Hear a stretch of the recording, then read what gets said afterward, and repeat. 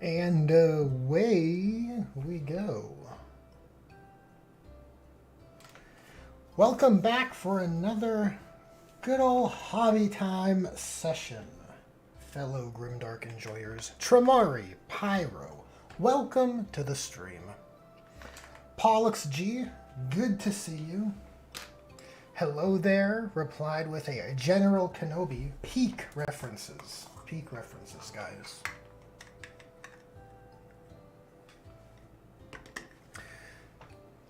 Tramari says, hey, I wish I can give my full attention to the stream, but I'm cramming some study time before a final today.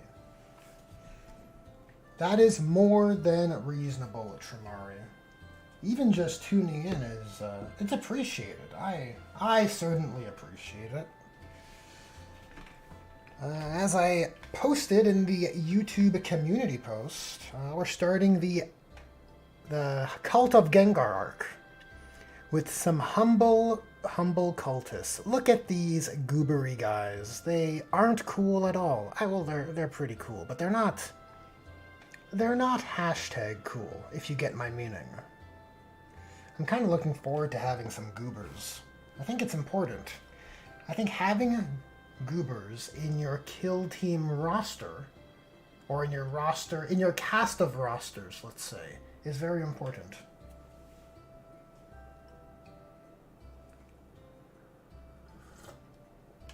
Yeah, so we have a librarian focused detachment, it seems, which I am not incredibly enthused by. And a surprising balanced data slate, which I wasn't keeping tabs on the balanced data slate schedule. It was a bit of a surprise. I'm sure it's the talk of the town. I'm sure people are gabbing and theory crafting and talking about the implications of such a mix-up to the meta, as it were. We'll give it a looky-loo a bit later.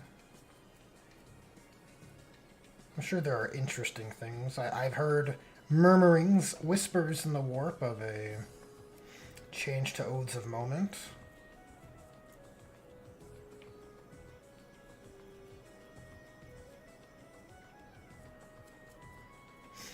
Alright, so applying this primer on the wet palette certainly appears to be quite thin just from sitting on the wet palette for a few days. So it might take a few coats.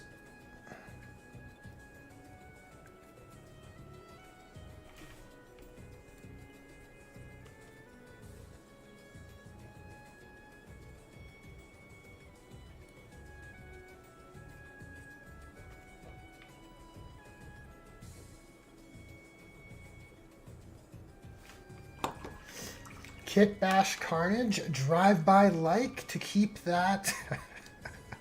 drive-by like, keep that work up, bro. Thank you, Kit Bash. Very much appreciated. Very much appreciated. If, since you are a member, Kit Bash, if you have an image that you would like for me to post up on the Wall of Honor, during stream and video outros, send me a DM.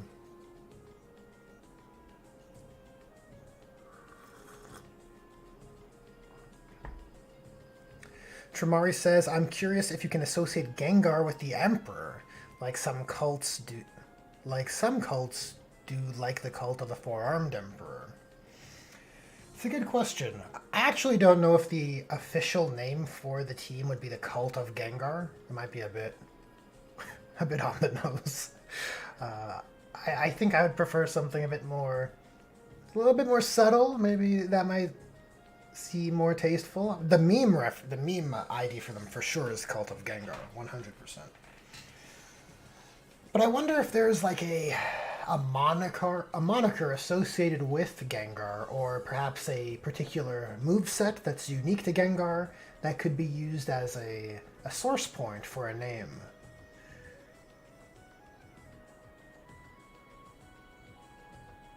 I'd have to take a look at the old Bulbapedia, I suppose. Cult of the Shadows, says Pyro. Yeah, something around that imagery, I think. I'm sure there's like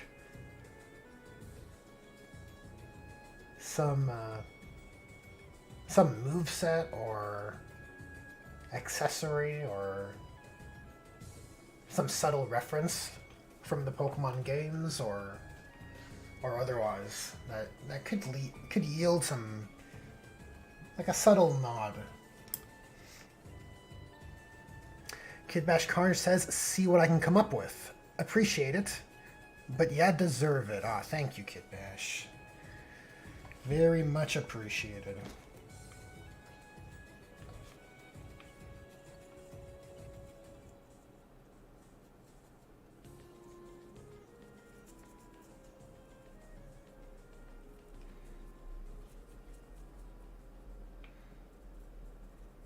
I think we'll just have to get some more primer at this stage. Look how thin it is.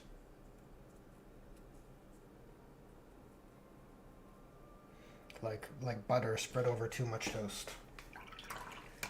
It is thin.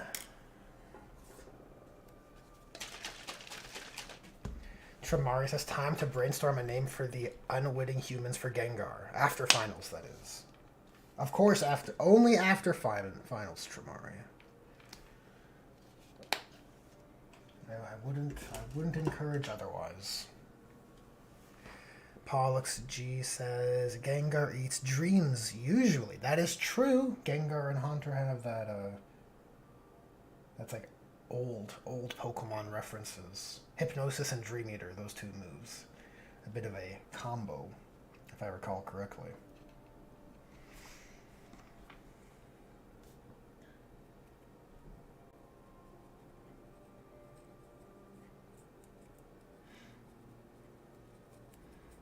Yeah, the concept of a move called Dream Eater, even in Pokemon, is certainly dread-evoking. And maybe that's a good linguistic direction or thematic direction for a name for the cult.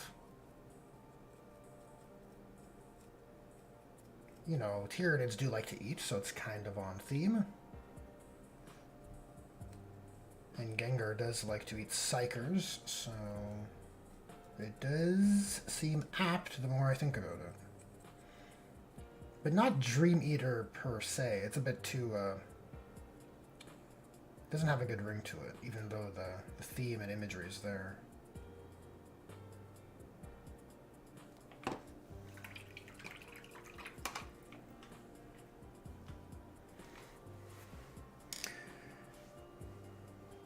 Kid Bash says, have an amazing stream and hope all is well. Also, Chatland. You take care, Kid Bash.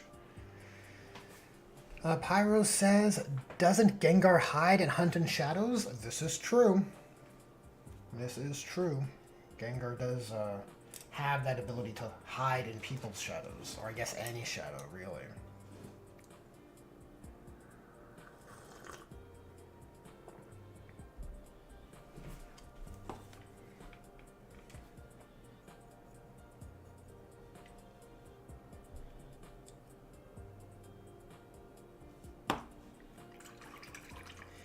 Okay, we'll let that dry a little bit. There is something we can do on the test model. Something I wanted to add, and I don't think it's too cheesy. Okay, I don't think it's I don't think it's bad in poor taste.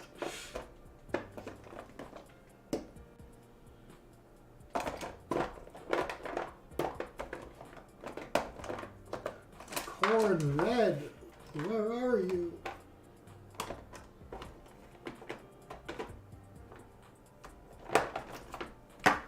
There we go.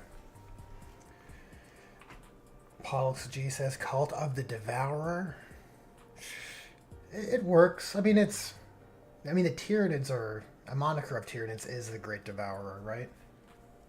It feels a bit too generic because of that. Pollux says, also Gengar's name comes from Doppelganger, if that inspires anything. Cult of the Emperor's Shadow, says Tramari. That's the best I got. I'll think about it. we don't have to commit to anything too early. Right, so we have our test model here. He is looking pretty sharp.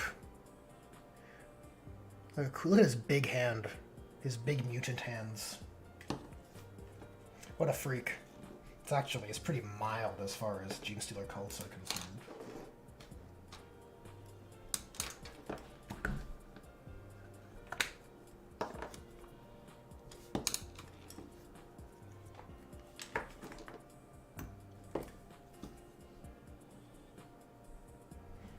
Right, so what I would like to do, and I'm thinking of doing this on all the guys in the army chat, is you see Gene Stealer cults have lots of accessories, right? Including these grenades. And their grenades, unlike your typical Imperium crack grenades and frag grenades, are very round. And it gives me an idea.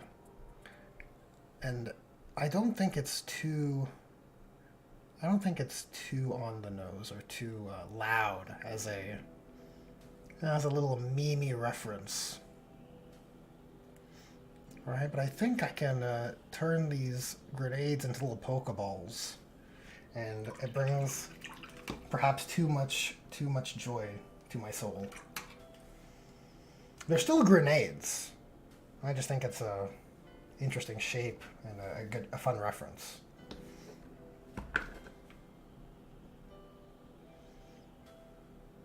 So, you know, for whatever reason, they like to paint their grenades red and gray. It's weird. It's a weird choice, but I think it works. Look at that.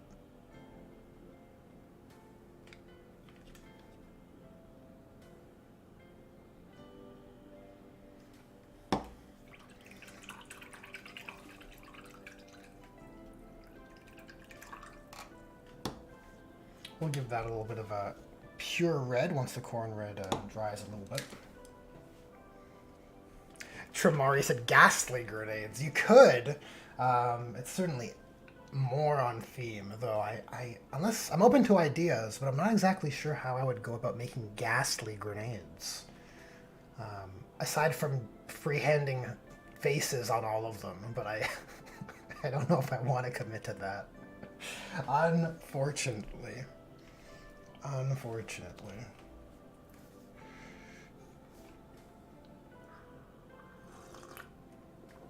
Pollock says Shadows of the Empire for a cheeky double reference to Star Wars.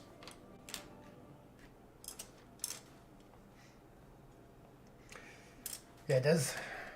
Of the any two words in between of the is like I can't help but think of Star Wars or Planet of the Apes or something. I think because of that, it's hard to. Well, not always. Never mind. Scratch that. Yeah, I'd like a name ideally that inspires a little bit of dread, which would be on theme for the. A little unsettling, you know? I think I'd want a name that's a little bit unsettling. I think of Cult of the Spiral Dawn, you know? That's like the name of the cult from one of the novels in Black Library. The author escapes me at the moment.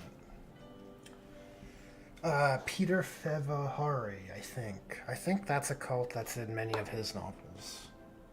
That could be fake news, chat. Okay, that could be fake news. We'll have to verify that over time.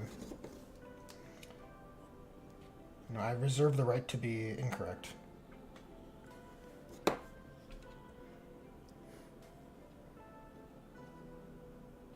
The Emperor smiles, says Tremari. Well, it is an unsettling idea.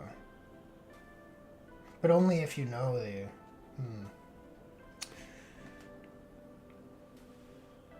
It doesn't jump out at me.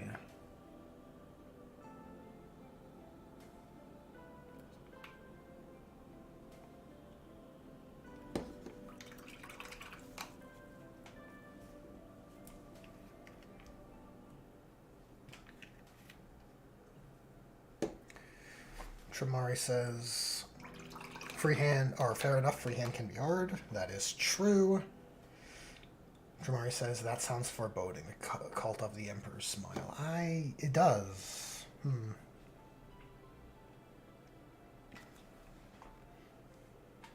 I'll give it some thought. I'll put it in the maybe pile, Tramari. I don't hate it. I also don't love it. Rokuto, welcome to the stream. Says Cult of the Shadow Smile or Smiling Shadow. Okay, Rokuto. Now we're working with something. Now we're starting to cook.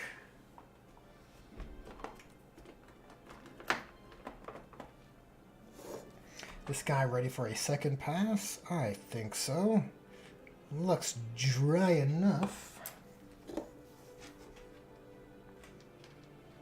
Tramari said, fair enough. Like I said, I'm studying art history right now. Yeah, no pressure, Tramari. You're already you're going above and beyond already.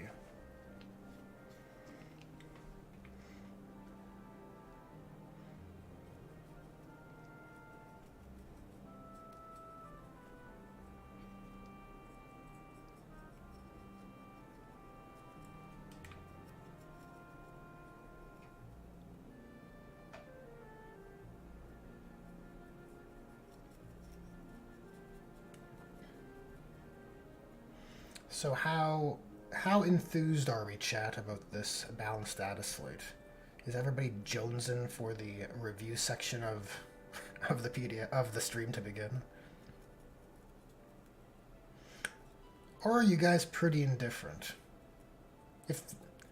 If your enthusiasm is at a 10 out of 10, we can take a look at it immediately, but if you're pretty indifferent, we'll just take our time. Talk about the rules, talk about the game updates and implications a little later.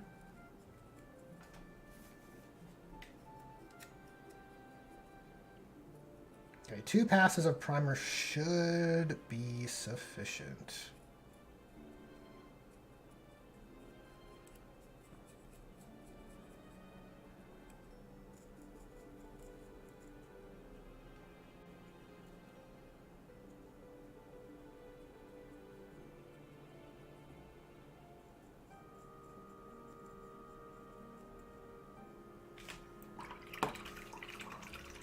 Neptune, welcome to the stream, says a Gene Stealer cult army, all in denim jeans, would go kind of hard.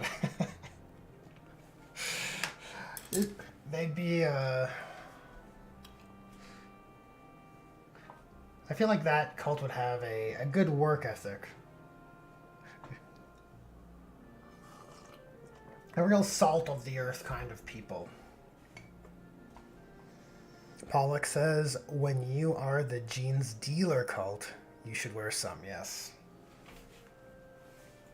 There must be some STLs out there, right, guys, with denim jeans. A cult all in denim jeans. You know, you could have like an agri-world style cult, I'm imagining. Just working the land. Your cult members working for the community in their denim jeans.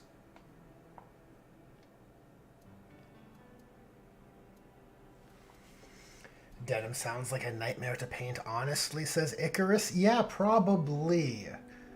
Probably. You might just have to get like a cornflower blue and then like a blue wash and then a earth shade wash and just dry brush from there and just say, you know, this is the Gene Dealer cult and the Jeans Dealer cult. And go from there, and people will just have to accept that, oh yeah, blue pants, jeans, love it. You'd still get a lot of meme points for that, I think. You know, it would tickle a lot of people's brains just on theme alone. Theme and meme are powerful.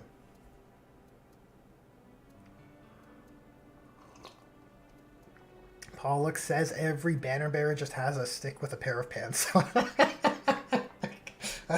I like it more than I should. Terrible.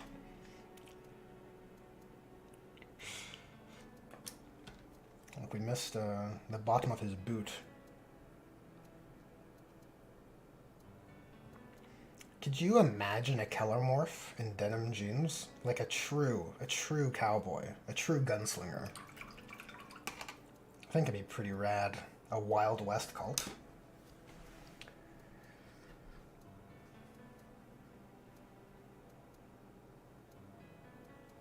Neptune says, glad to be in the stream. Your thematic list for Crimson Fists has helped me a fair bit on how to throw my army together. I am happy to hear that, Neptune. Happy to hear it. I was quite satisfied with how the Crimson Fist themes were able to mesh into the first company task force, even if it's a not very potent detachment.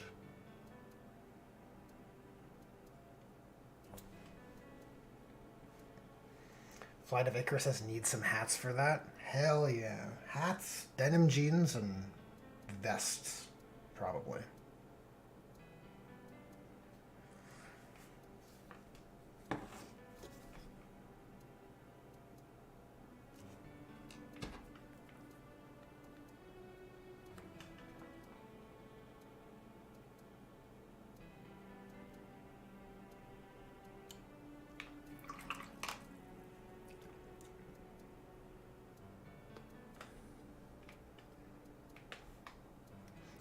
It's a little crooked.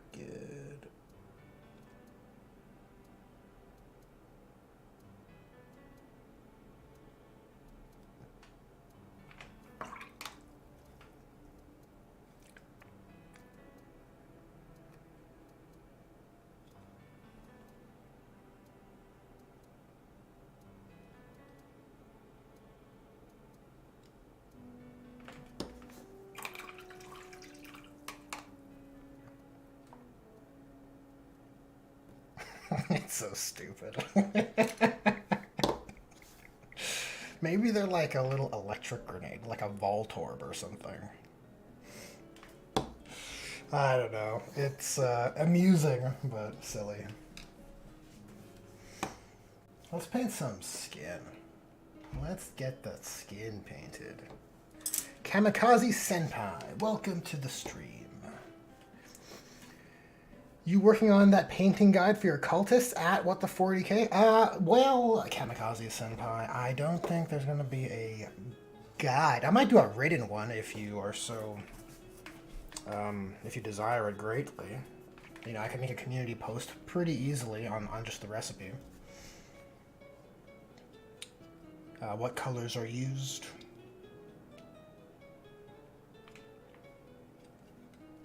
When I was doing some Genestealer cults research, I found for the GW cults, they often have these like panels on their shoulder that denote your squads. And I can't remember which cult used this kind of imagery, but I kind of liked it. A stripe with just a cutout shape. I'm like, oh, this is a member of that squad, right? And you could have other squads that have, you know, just strikes or X's or double diagonal dashes, or you know, you can repeat them and add variances as much as you need for as many squads as you need. I thought it was neat. Like, this guy's got veins on his brain. I don't know if it's coming across on camera. He's got what you call big brain. He's extra smart.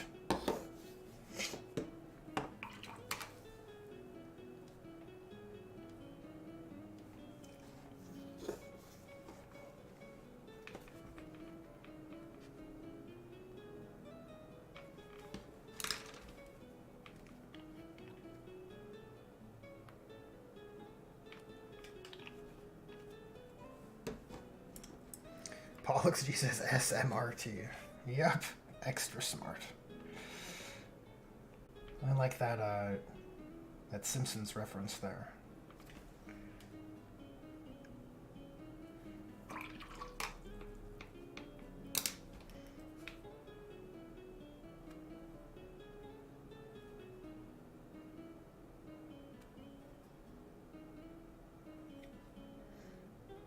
Cult of the Smiling Shadow does sound pretty cool.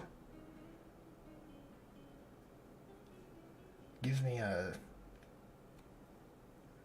Hebes, the heebie-jeebies when I think about it, like sleep paralysis stuff. Like, ugh, I don't like it. Which is certainly a good measure of it hitting the mark.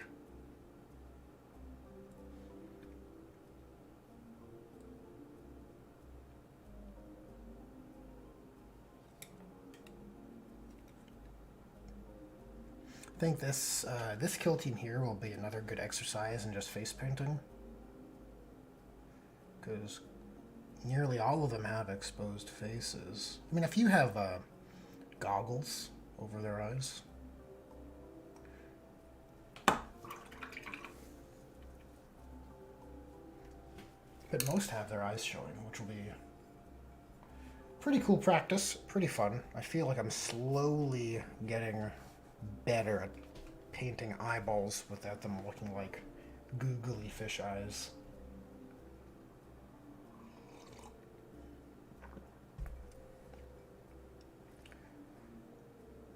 Tramari says they embody the Imperium's worst nightmare: lack of tithes and revenue. That's probably the most surefire way for your cult to come under suspicion, right? You probably want to pay your tithes.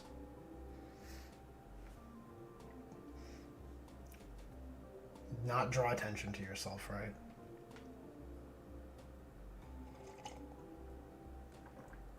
Tremai says shadows smile like the Cheshire Cat smile in a dark shadow. Yep, pretty much that very unnerving smile on a shadow. Very creepy. Well, it would just be like the Gengar smile, right? It works, I think. It's not bad. Exactly, Pollux. See, Pollux gets it. He knows what's up. That's how Gengar looks when he hides in the shadows. So it fits.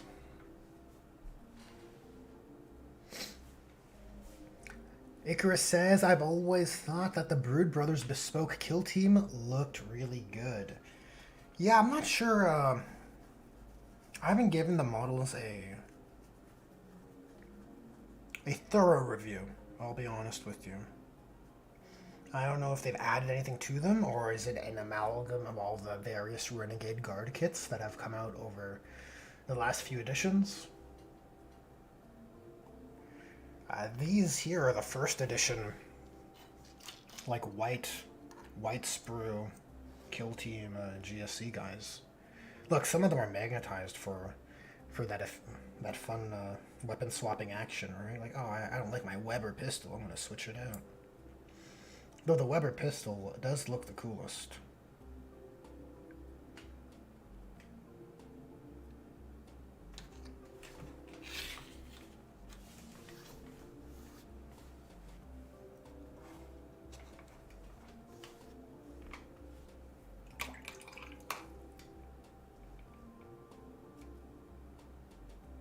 Pollux G says, a Gengar I have on one of my old games is named Cheshire. If it still lives. Yeah, that's the question. Those old save files, will they will they be alive? Who's to say? Best not to think about it. Best to not verify.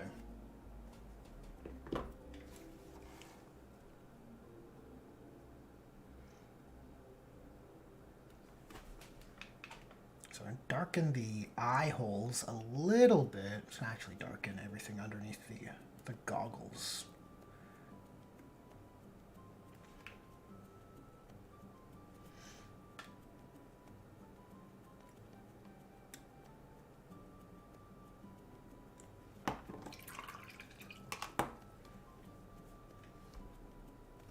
And we can incorporate a bit of this darker tone, this redder dark tone towards the, where the goggles meet the skin.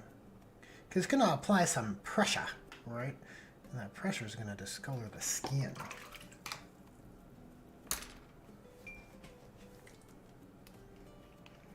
I'm thinking for the more mutated guys, like some of the guys in the team are a bit Quasimodo style, if that makes sense. A little more hunchback, and they have bigger heads too. Well, look at this guy too.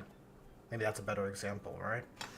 So this guy's got his stronger hand, right? And he's got his bigger, more elongated Genestealer Cult head. And I'm thinking for those ones, maybe I'll paint the skin more towards that grayish, or I don't know if I should go full Gengar, like off black skin, or if I should say it's like an in transition color, like a gray from this this normal pale color skin. I don't know, what do you guys think about this kind of approach? And then if there's like a pure strain or a Broodlord, it would just be High Fleet Gengar off black skin color.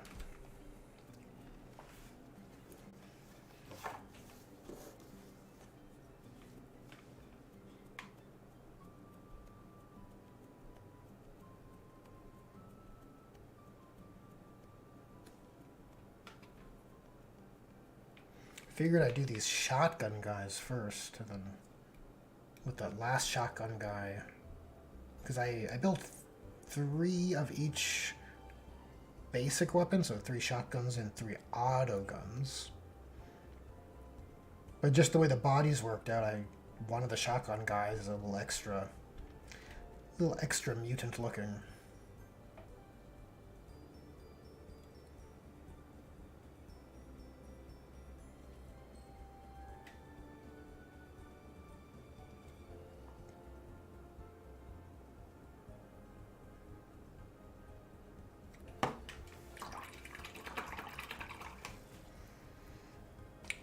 Pollux G said, I love giving my Pokemon stupid meme names or references.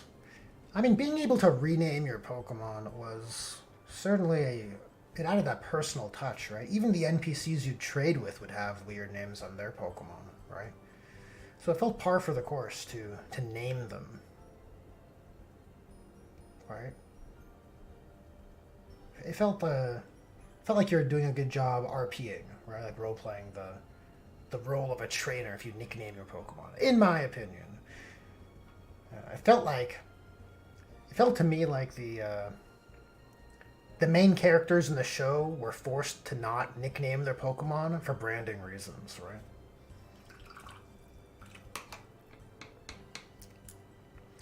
Lamenter, welcome to the stream. Lamenter says, good day, everyone. Good day to you as well. We're painting some baldies. That's actually a question I have for chat. Is that a hard, fast rule? Something unchangeable? Must Genestealer cultists be bald? Or can they have hair? And this is just the aesthetic GW chose. I feel like it's a pretty hard giveaway. What's up with all the miners, guys? All the mining... Shit. Poor phrasing. I'm trying to think of the non-working force looking at the mining colony and wondering why they all have what appear to be big heads and no hair. That is my point. Excuse the... excuse the phrasing. Oh, jeez. This is how we lose monetization.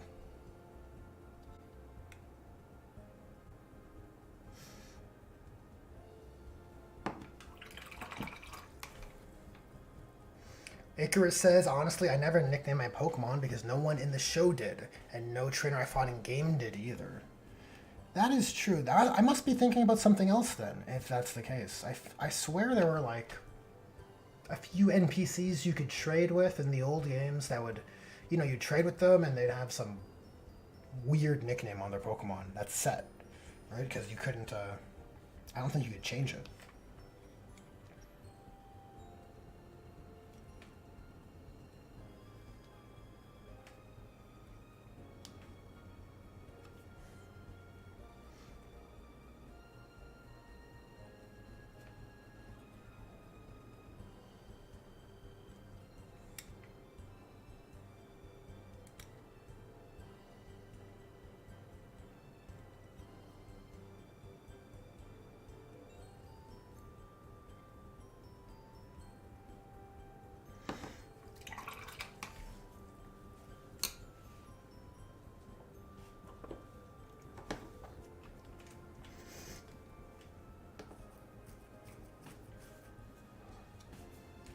Tramari says the growth of hair just diverts more precious biomass, so that's why they're bald, I guess. Well, I think they're bald because gene stealers don't have hair. Like Tyranids don't have hair, right? They just have carapace or plates.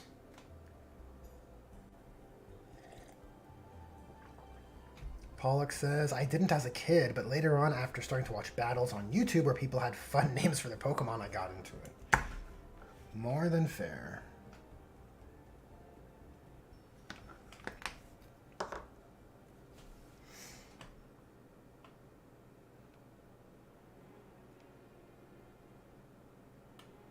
I had a buddy who had a Mr. Mime, and he nicknamed it Ash's dad.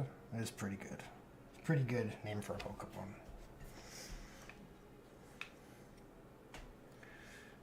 Not bad at all.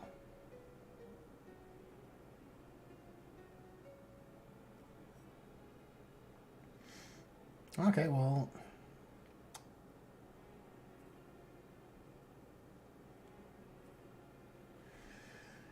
Well, let's get into these eyes.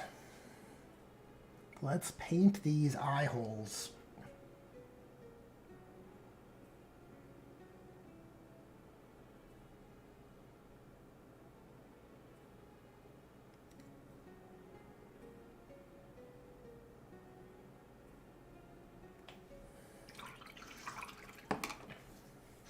Maybe should have painted the eye holes first. Then you can have some overspill and then clean up. I feel like whenever you paint eyes, there's always a fair bit of cleaning up.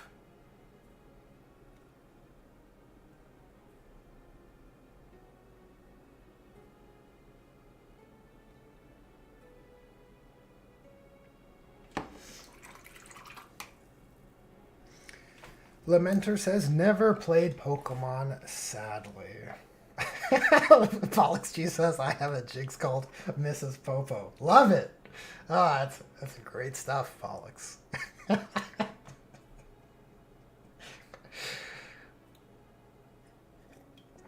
I mean, it fits. I can't hate. How can you hate? That is too good.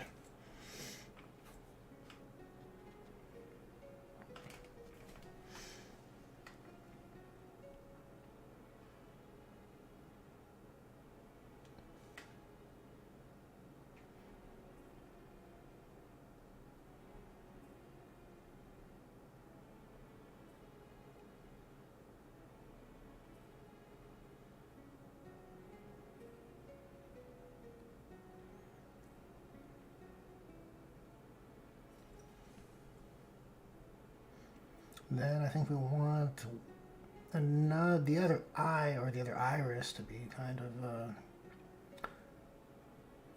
at the corner. I screwed that up. Okay, so we're going to just basically fill the corner and then we'll add the whites back in. And hopefully that fixes the readability of the look. Oh god, I feel like we're just painting the whole eye socket red now.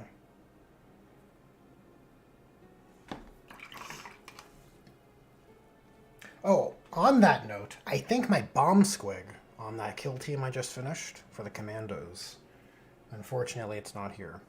But I think the bomb squig would benefit from having his eyes looking in different directions.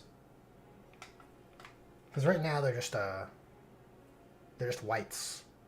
Kind of like a Tyranid or something.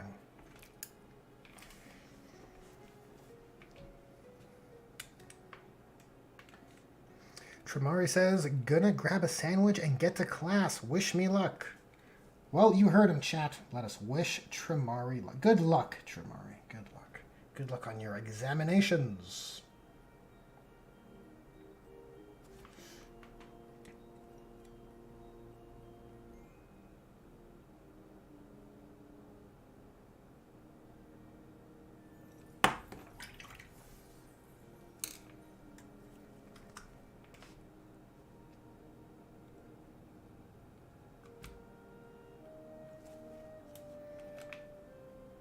We have been painting for about 40 minutes or so. So maybe soon we should take a look at the balanced Dataslate or perhaps the Detachment.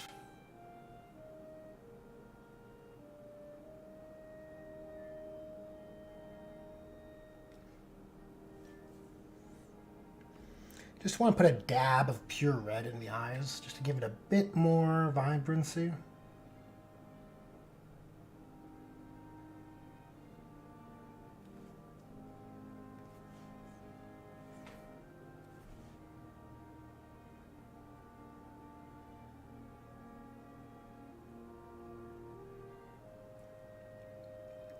Yeah, that'll work. Well, it does help that eye a little bit. I think I still have to clean it up. Excuse me. I think we still have to clean up the whites a little bit.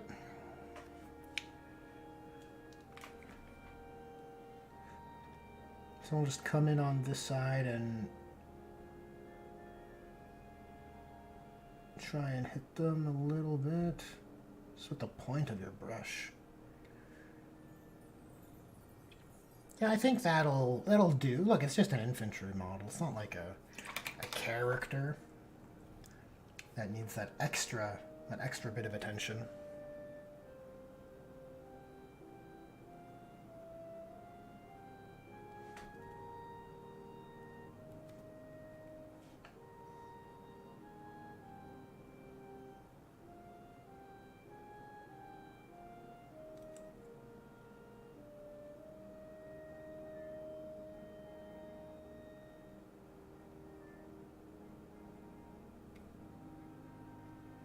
Hit the eyebrows, hit this that lump of this forehead crest. Definitely gotta paint his goggles red too, actually, right? Give him a bit more of that sinister alien look.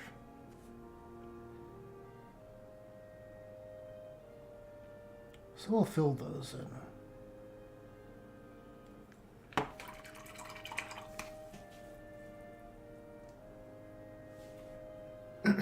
Pollock's Jesus, take my energy. Beautiful.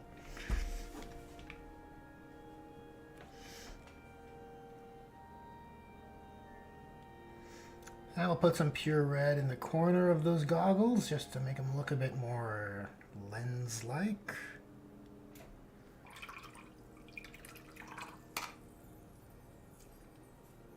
So the painting the lenses is always about the blend. That refraction of light.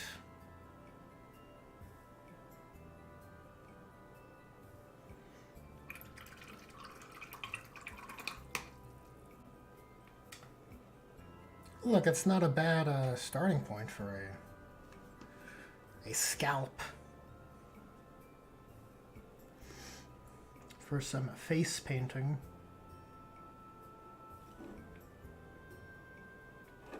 Just add some variance to the skin, some texture.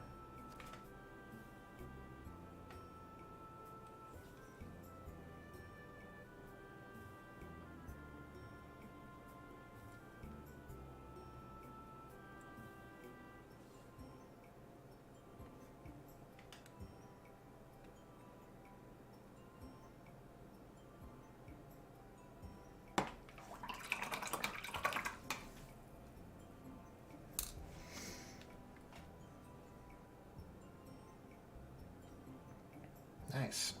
Okay, so pants are gray and sleeves are gray also.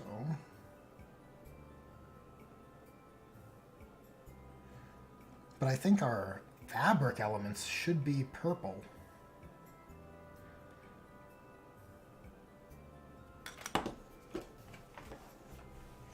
Well, you know what? Let's take a little rules break. Let's take a look at this librarious detachment. I'll be honest with you guys, I don't particularly find it too exciting.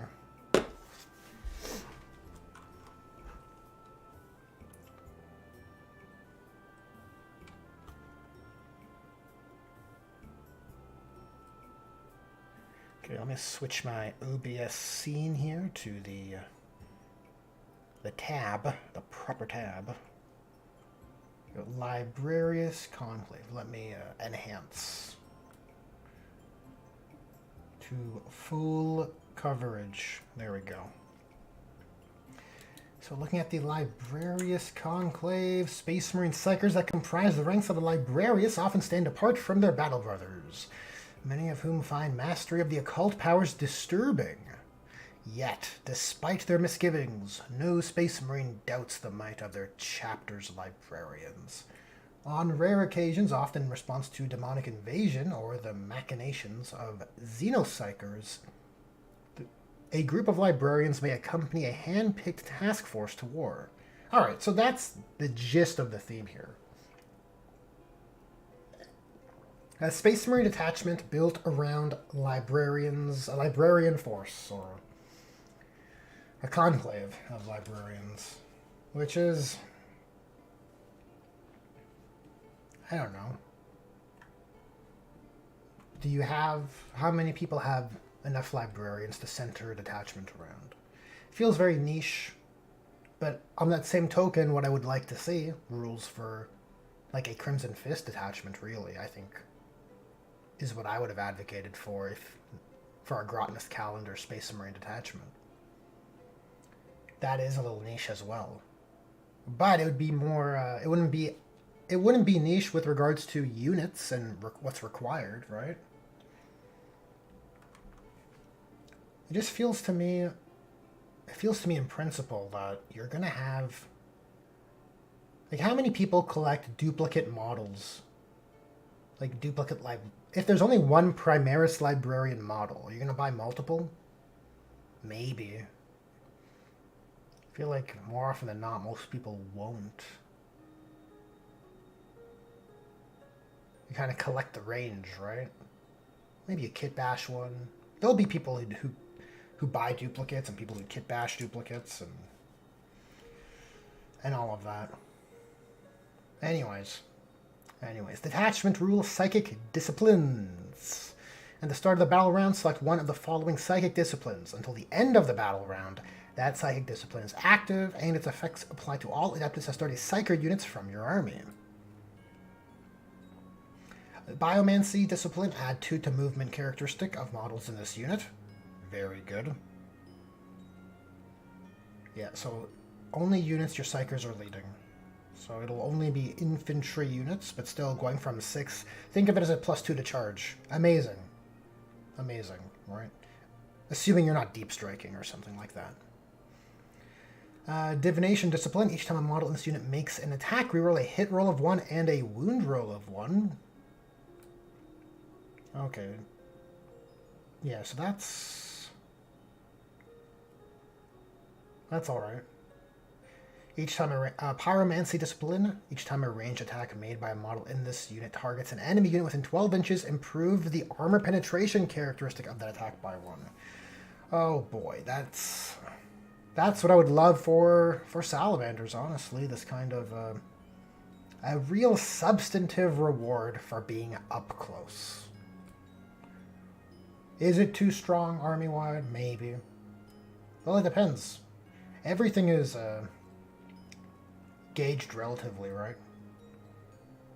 And telekinesis discipline. Each time a ranged attack targets this unit, subtract 1 from the strength characteristic of that attack. Ooh, that's quite interesting. You don't see that mechanic applied in this way all that often. Good for a first turn, right? If you know who's going first before. If you know the enemy's going first, and then you need that durability for that first battle round, you can apply it. But it's only to the units being led by Psychers. And so you're really encouraged to take 3 librarians, 3 Phobos librarians, and whatever named character you have access to if you're playing an army with such a luxury.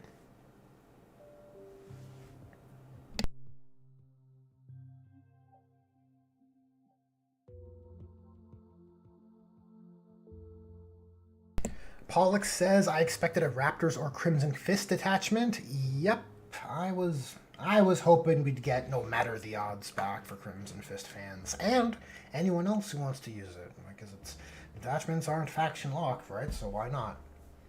That's just such a. I feel like it's a rich design space. The fighting while outnumbered, right? And then you just have that as your detachment system, and then you can have a whole bunch of back-end tools that play around with it.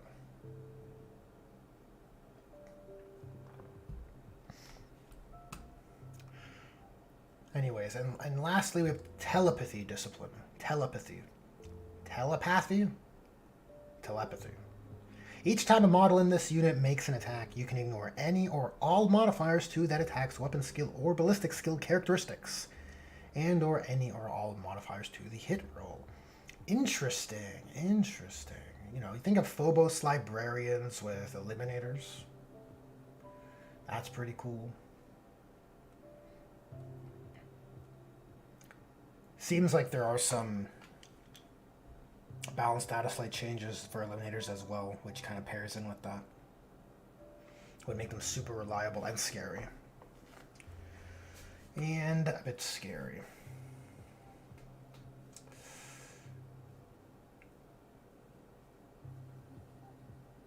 Yeah, this is actually a great detachment for a thematic list.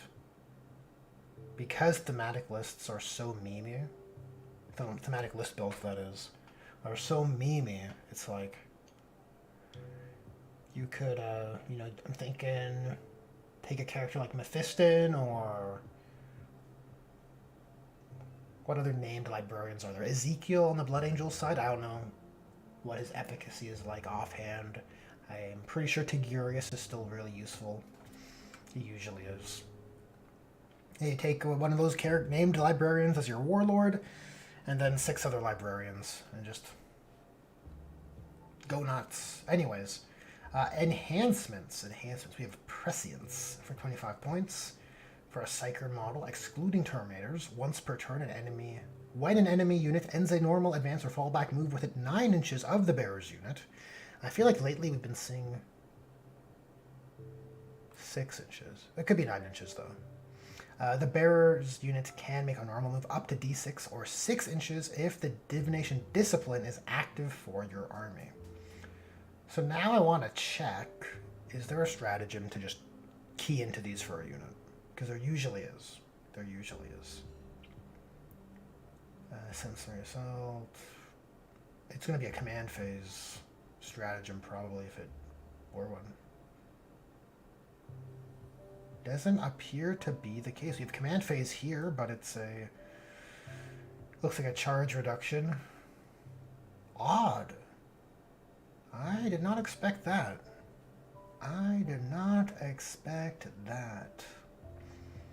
Well, regardless, I think it's worthy of praise, I suppose. It's good, you could say, that these aren't once per battle and then you're locked out of them, like with many other detachment rules that are similar to this template.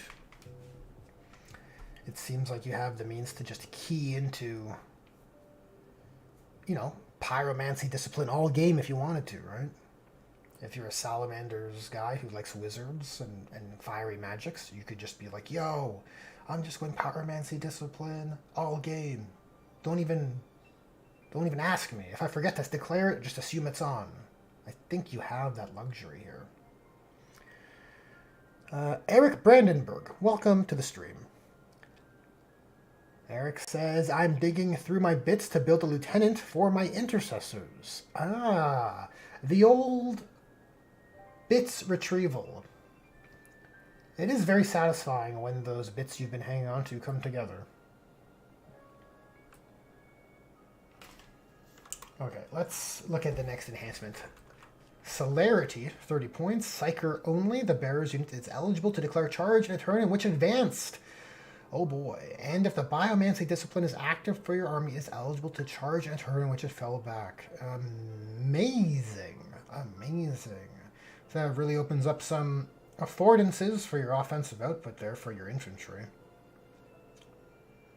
You can become very, very reliable You have +2 to move in Biomancy, and then it's like advance and charge. You're like a howling banshee at that point, right? Or you're moving 8, which is I think their movement, and yeah, they advance and charge.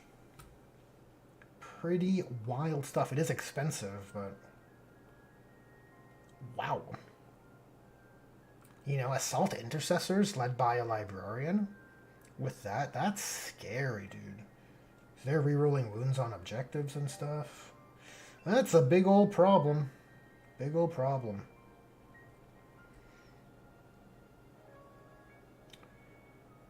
Astartes Psyker model only for... Sorry, this is obfuscation, 20 points.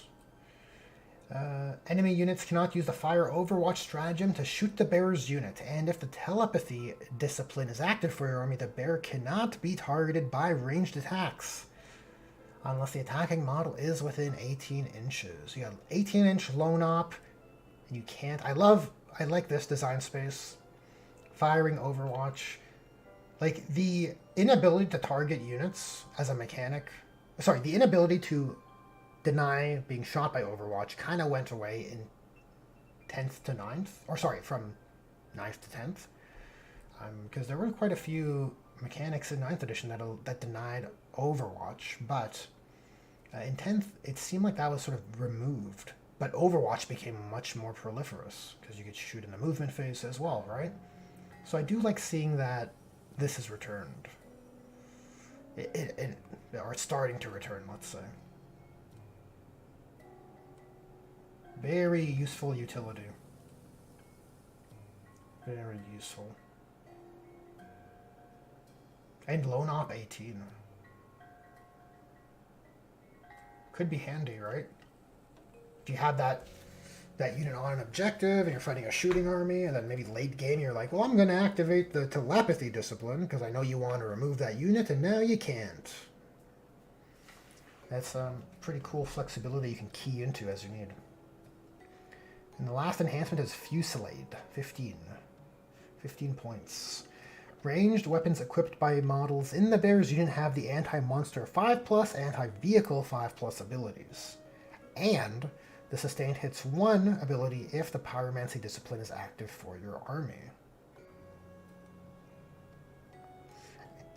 And then add 6 inches to the range characteristic of those weapons if the telekinesis discipline is active.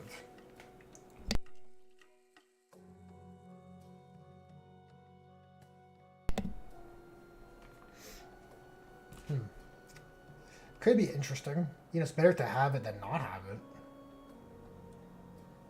Most weapons you want to shoot at tanks and monsters are probably going to wound them on 4s or 5s anyways. So is this like a tool for... I just want to take some DACA and chip damage something a bit?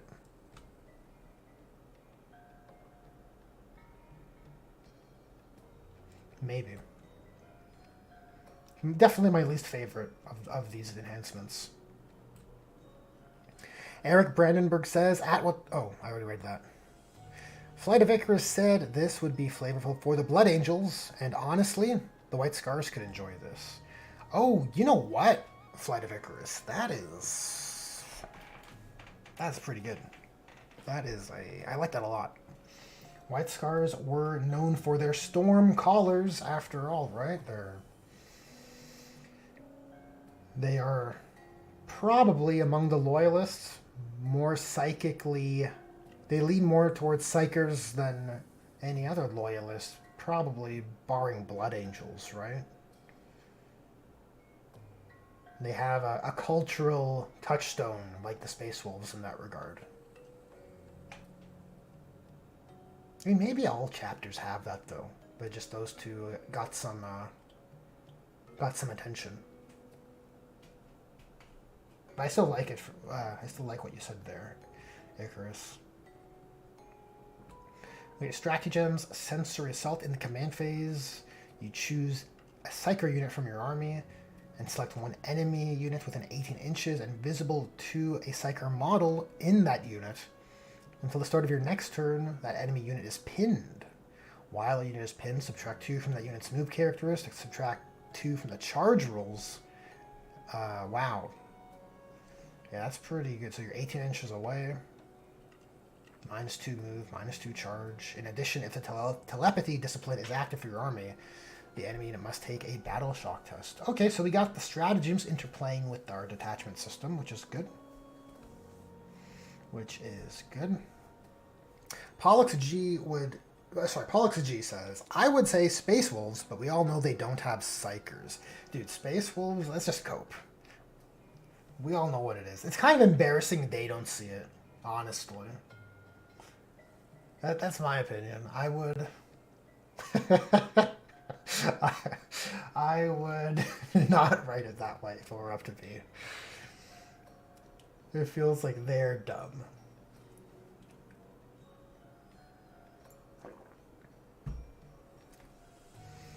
Unless I'm mistaken. But like my understanding is that they absolutely are Psychers. No doubt about it. They're tapping into the same warp juice as everyone else. They just believe it to be from Mother Fenris or whatever. Okay, what else? We have Armor of Contempt, assuming it's the same, though Armor of Contempt is modified after this new balanced data slate. I don't know if you guys are aware of that. I will bequeath you with that knowledge.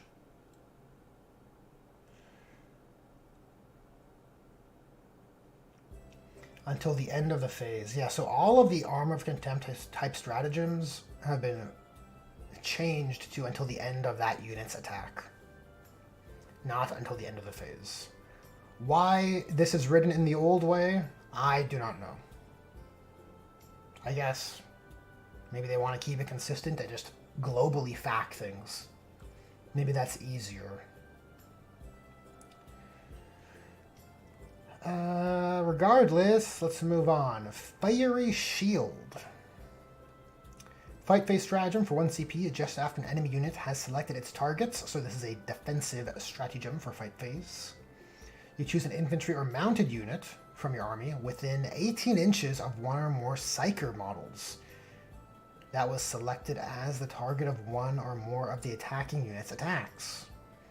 Until the end of the phase, each time an attack targets your unit, subtract 1 from the hit roll, and if the Pyromancy discipline is active for your army, weapons that target your unit have the hazardous ability. That's pretty cool. That is pretty cool. Usually, most models only attack with 1 weapon, but there are some that have extra attacks, right? So you could, and you're only going to spend this when you need it. So I don't hate it. I don't hate it at all. And 18 inches is pretty generous, honestly. It's a pretty generous range.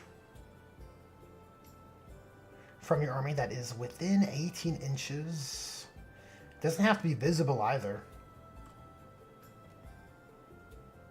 Yeah, you could punish people with this. You could punish units. A horde unit that has a lot of attacking models. Or you could key it off against a unit with lots of extra attacks as well.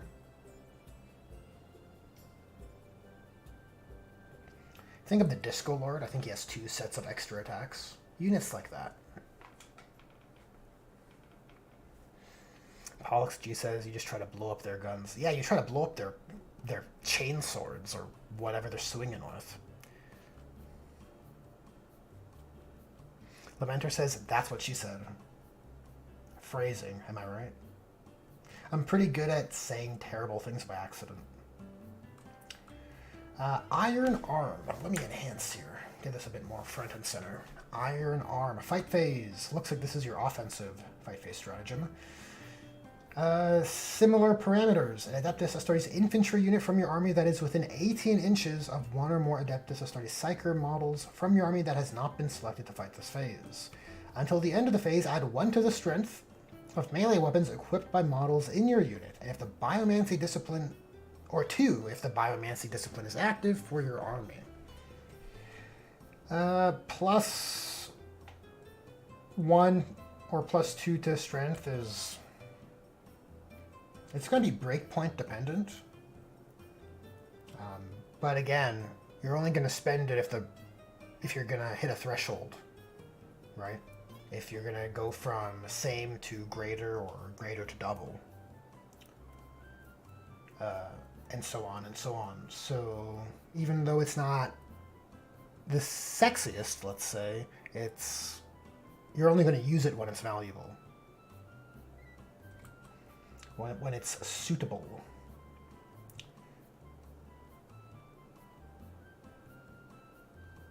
Okay, assail. Assail is in your shooting phase. When a psyker is attempting to shoot, select one enemy unit within 18 inches of and visible to one or more psyker models in your unit, excluding units with lone op, and roll 6d6, adding 1 to the result if the telekinesis discipline is active for your army. That enemy unit suffers 1 mortal wound. Well, how about that? You get a little bit of a shooting phase mortal wound option here. 18-inch range. 6 dice on a 4 up. On average, 3 mortal wounds for 1 CP is a good deal. And if you get lucky, and if the telekinesis discipline, you could get up to 6.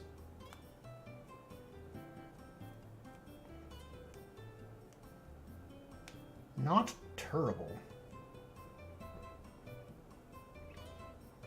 You have to use it before you shoot them. So really what you want to do is throw grenades and then throw this for maximum mortal wounds. A little bit of a wombo combo.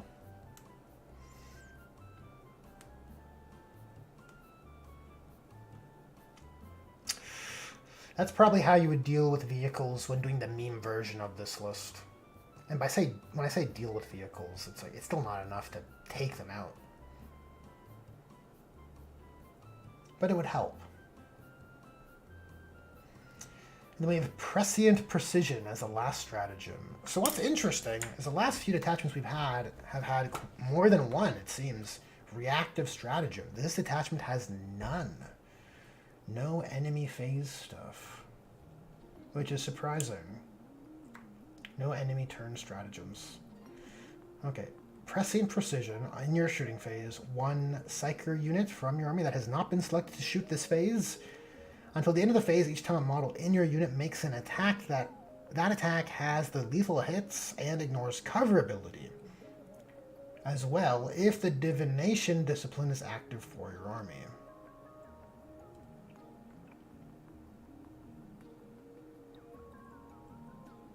Yeah, all these stratagems feel the majority of them anyways, these last 4 at least, feel very, not very exciting, but very circumstantial. And maybe if it's suitable, you'll key into them. I don't feel like they're auto stratagems that you're going to be using every turn. Every chance you can. Maybe this one. Just a stymie movement. Help control the board, probably. Lamenter says, I have to go. Hope everyone has a great day/night. For those we cherish, we die in glory. Well, Lamenter, you've probably already left, but I bid you farewell. Thanks for tuning into the stream.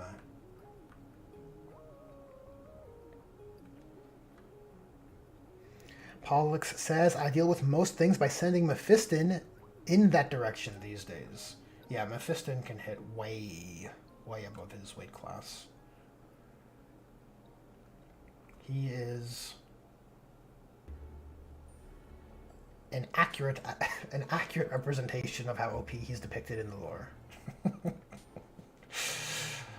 He stops the heart of the pilots who drive those vehicles with a glance.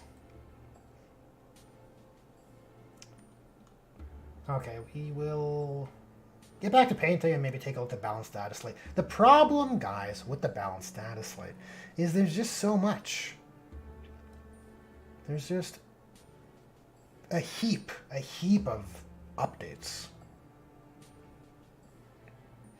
If there's anything in particular you guys feel like looking through on the stream, I am open to suggestions. If not, I'll just look at the main PDF, and I guess the article too. The little detachment article.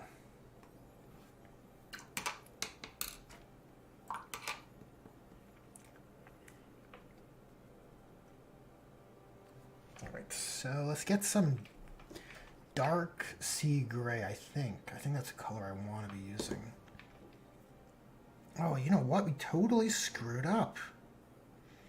He's not wearing gloves. He's got hands. Didn't even paint his hands. Did all my skin painting and completely forgot about his digits.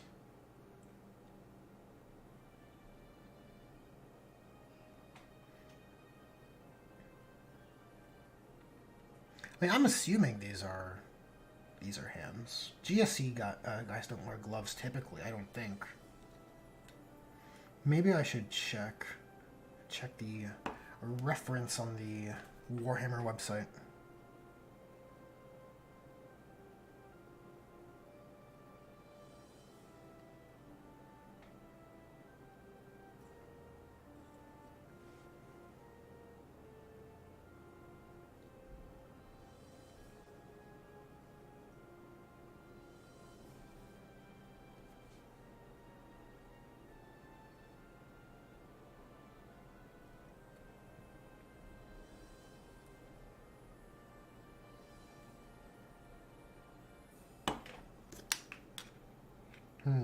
Is that the right color?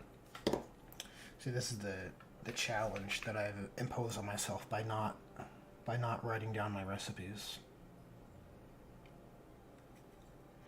We'll have to see. We'll have to give it a wash and evaluate if that is the right color.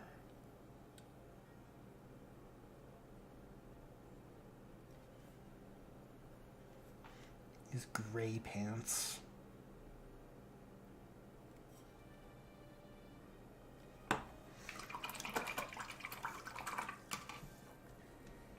Pollock says he was just a dude before they changed him to lone operative and buffed the hell out of him. Oh, is he lone operative now? Interesting.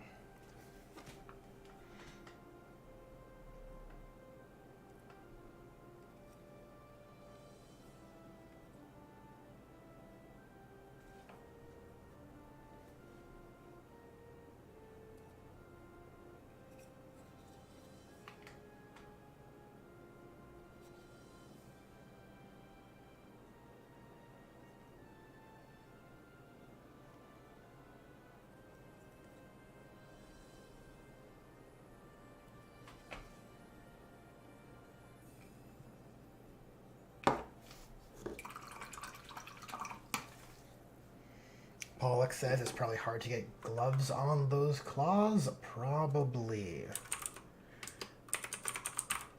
You can't trust Games Workshop, though. They even give librarians gloves.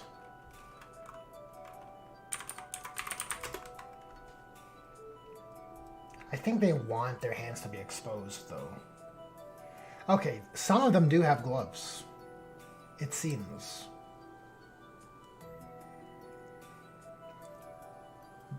Actually, it's just the leader and the banner guy. Oh, not true. Not true.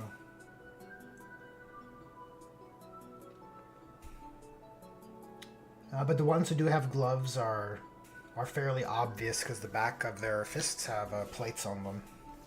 So this is skin. This is skin.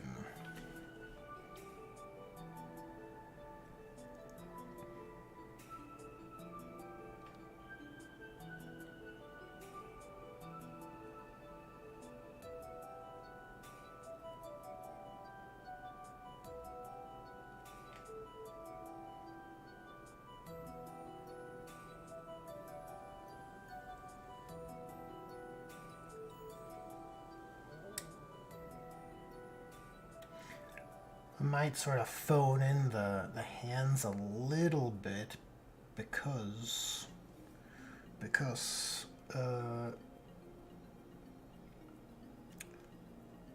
don't really want to give it as much effort as the face.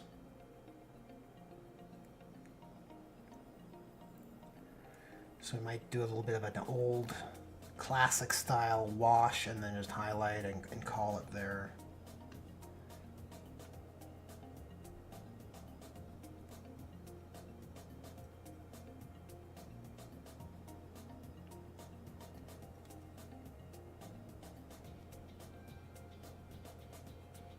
But before the wash, I want to paint his brain, his scalp veins, or just lines, erratic lines. Really, it's not a crucial. I don't think the anatomy is crucial when it comes to GSC, right? You get some leeway. Uh-oh, that's way too thick.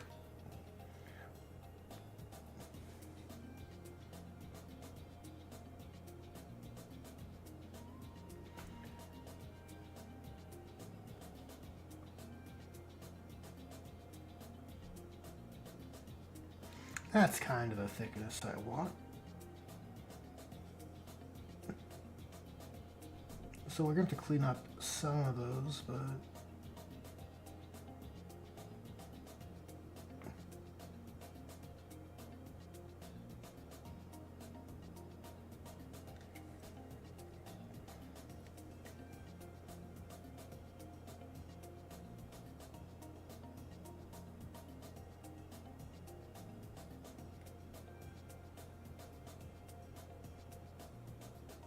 oh, it's too thick.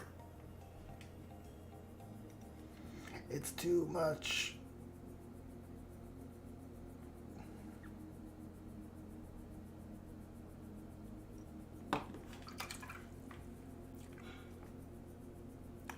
This is, in part, why I don't want to spend too much time on the hands, because these sorts of processes do take up more time. But I think they add more, right? Like, you don't get as much cool factor, so much bang for your hobby time by detailing out your fingers, I don't think, than by having these sorts of flavorful little features here and there.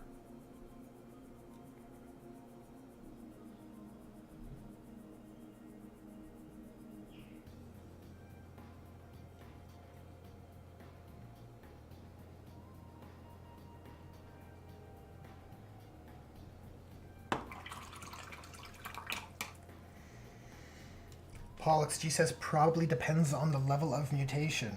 Makes sense.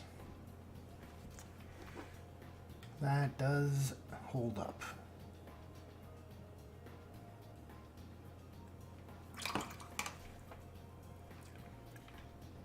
Yeah, I think a Blood Angels army led by Mephiston and 6 librarians. A lot of boots on the ground. Could probably have some fun with that detachment, right? Though the Librarian Dreadnought is now Legends, right? Is that the case? Or am I just pessimistically assuming? If it isn't, then I think this detachment becomes very, very fun. I mean, look, Legends, I'm a permitter of Legends.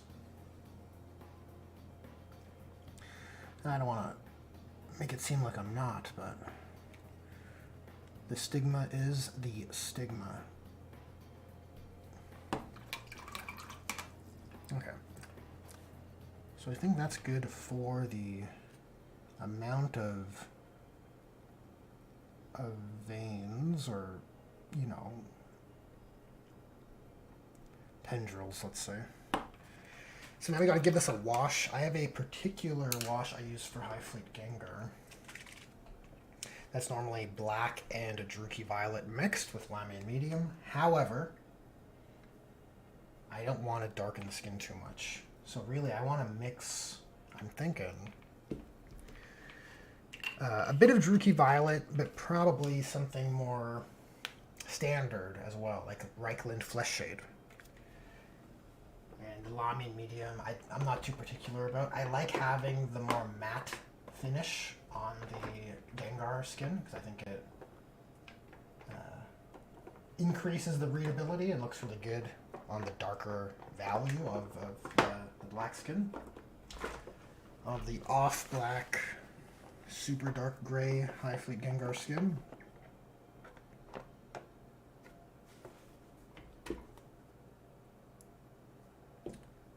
Yep, so we'll need Druchii Violet. These are the two I have. Yeah, this is the Gengar mix. Okay.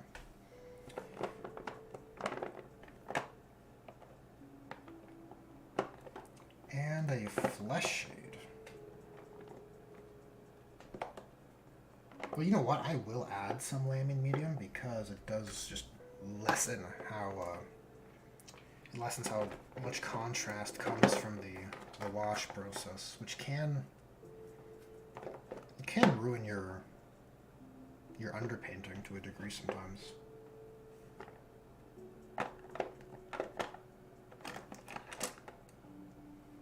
At least I feel like that's the case.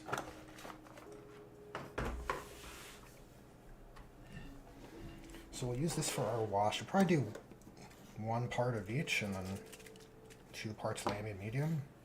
Something like that. Just see how it feels.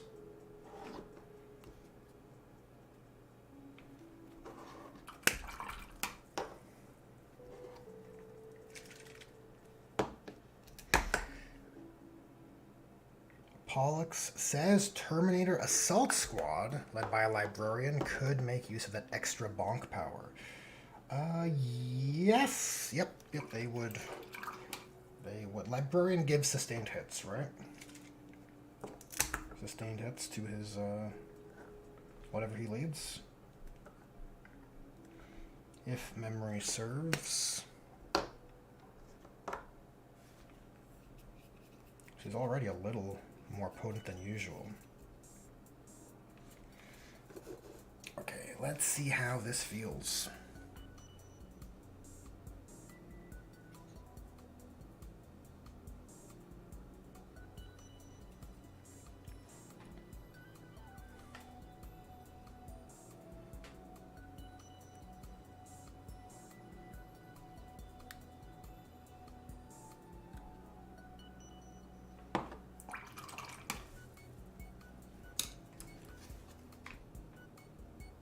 Dude, this Wii Ski music is pretty good.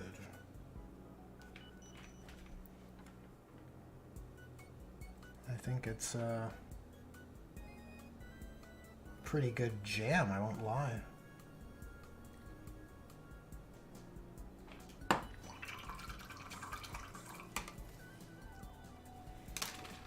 Alright, I'm feeling pretty good about how that's reading, even though it hasn't dried yet. I think it's in the right direction.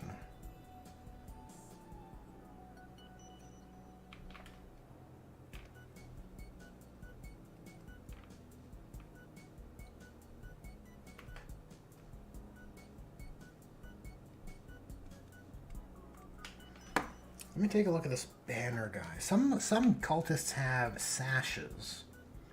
And I'm wondering, should I treat these overcoats like the sashes?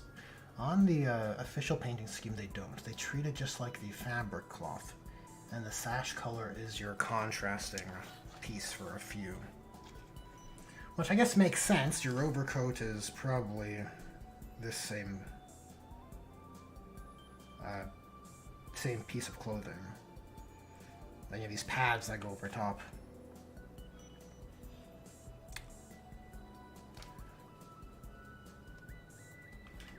So we'll paint the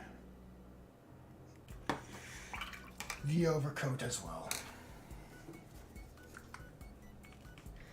Pollux says, yep, Terminator Libby has sustained hits. Yeah, okay, so you have sustained hits, Terminator Libby. Going in with your Terminator Assault Squad.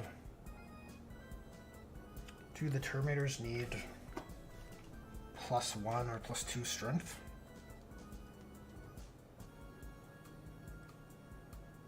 I mean, it'll depend. It'll all depend on the breakpoints.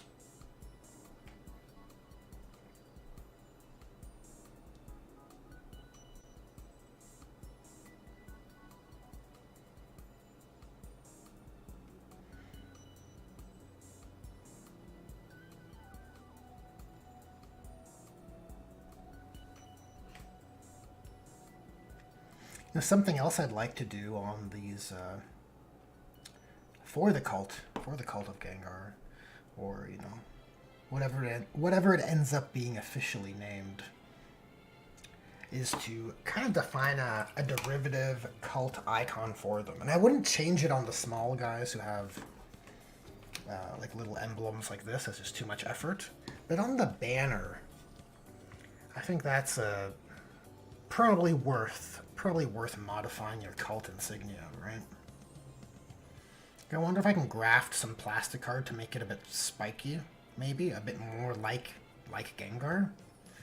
Wonder if that's the way to go, or maybe cut this in so maybe it's more like a smile. Not a lot of space though to work with that.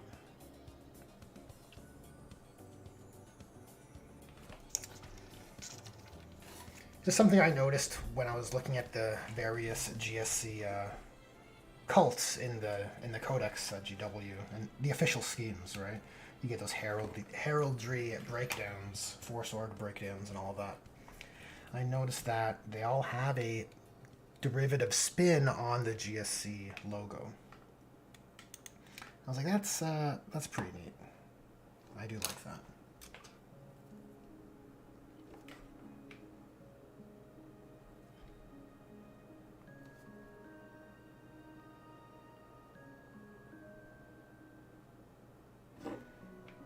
Just want to add a little bit of variation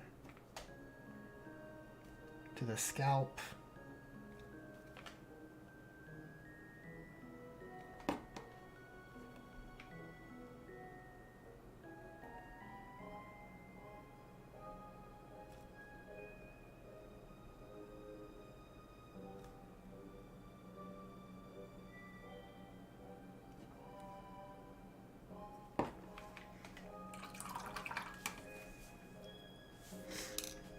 Pollux says maybe make the spikes on the back more pointy. Oh, that might be easier. Right. Should they point... I guess they shall point up at the same angle. That is sort of how Gengar's spikes are. Even though the back is curling. I don't love the idea of fanning them out like a sun. Maybe that's... I don't know. I'm not sure what would look better.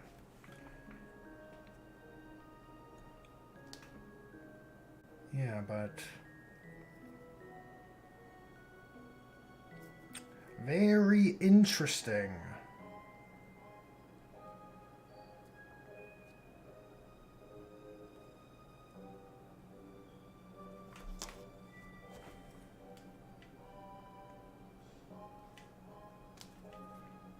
And this is going to need another coat.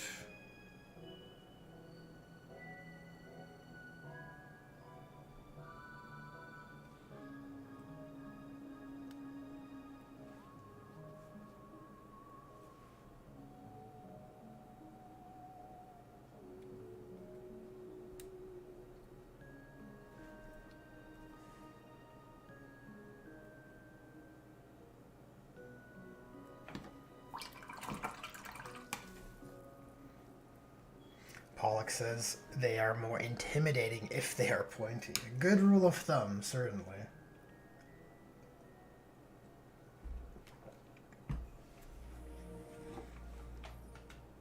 Okay, maybe we'll put down some purple. I'm probably painting some black. I have this primer on the palette still and some old London gray here, so might be a good opportunity to make it dark off black for our padded armor color. All these kind of, you know, ribbed protective pieces. I guess they are armor, but compared to something like ceramite, it doesn't seem very good. Seems like they would, you know, absorb the blow if you fell down.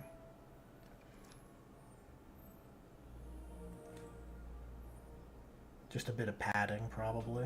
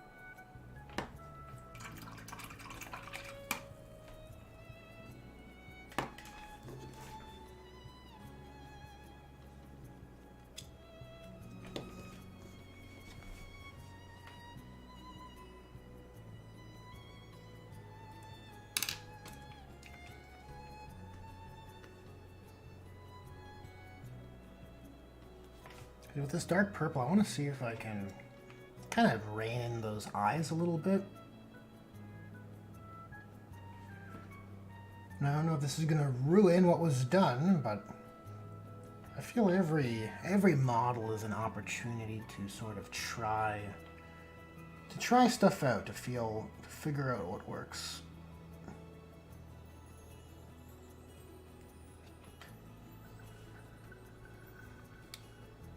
I think the idea here is to simulate an eyelid.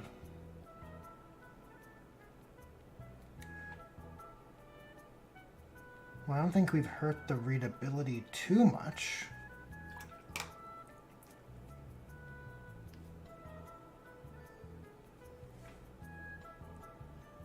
think we're okay on that front. I want to add a bit more white to his the corner of his eye here, if possible.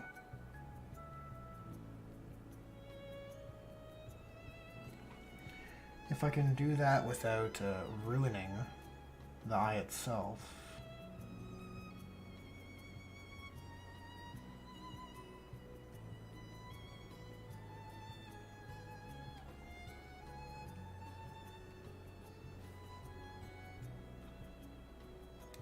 Sort of playing with fire here.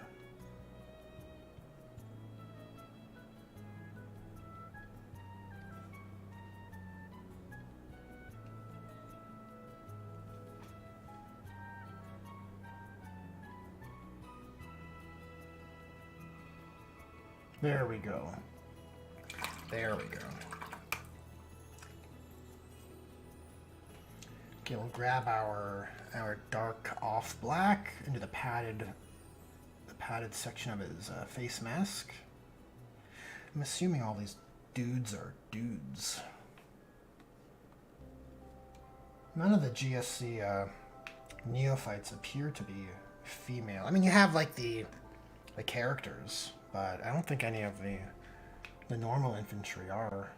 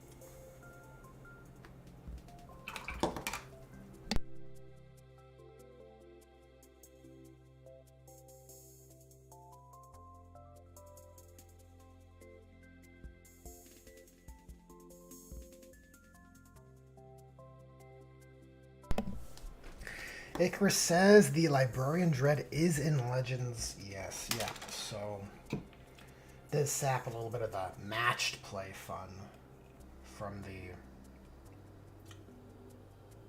that detachment. For Blood Angels players.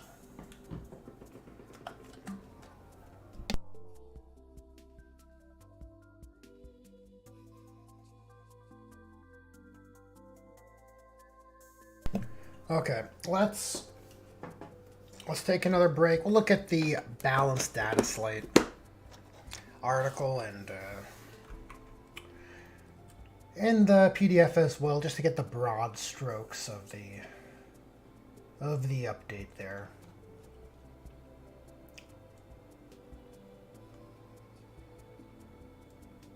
Oh, perfect. It works. Okay, so here we're on the Warhammer community site, balanced Dataslate. For today, deep strikes and AP in the crosshairs. Whispers from the Warpath providing their substantial update, whatever. Download the updates.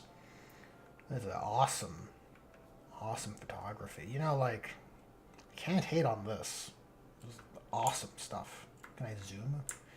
Can I enhance? Oh, wicked, look at that.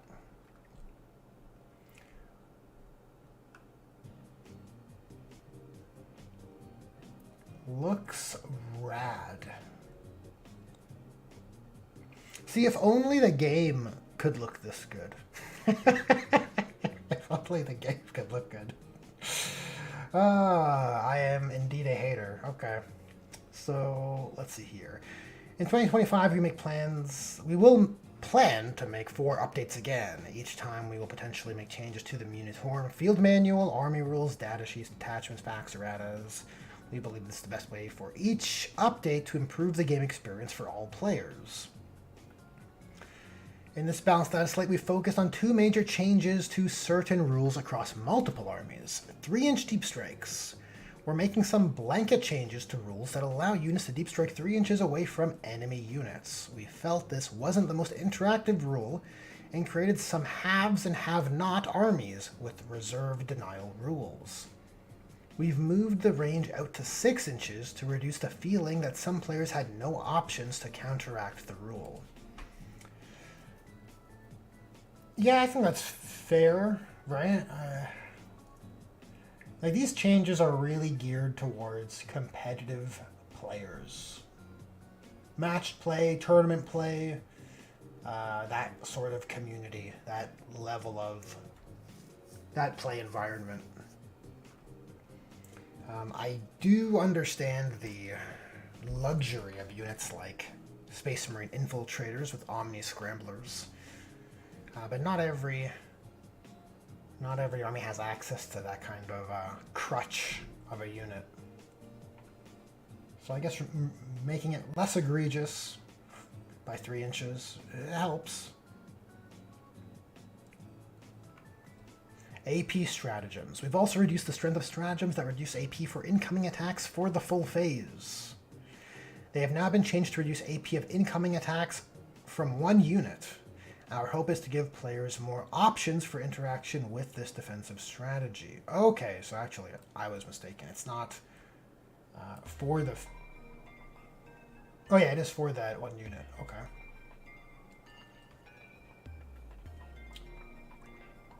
I don't think I misspoke earlier. If I did, this is the clarification.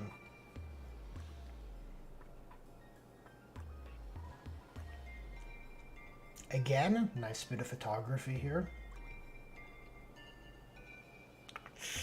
As for major faction-specific changes, we're focused on Adeptus Sororitas, the Gene Stealer Cults, and Codex Space Marines.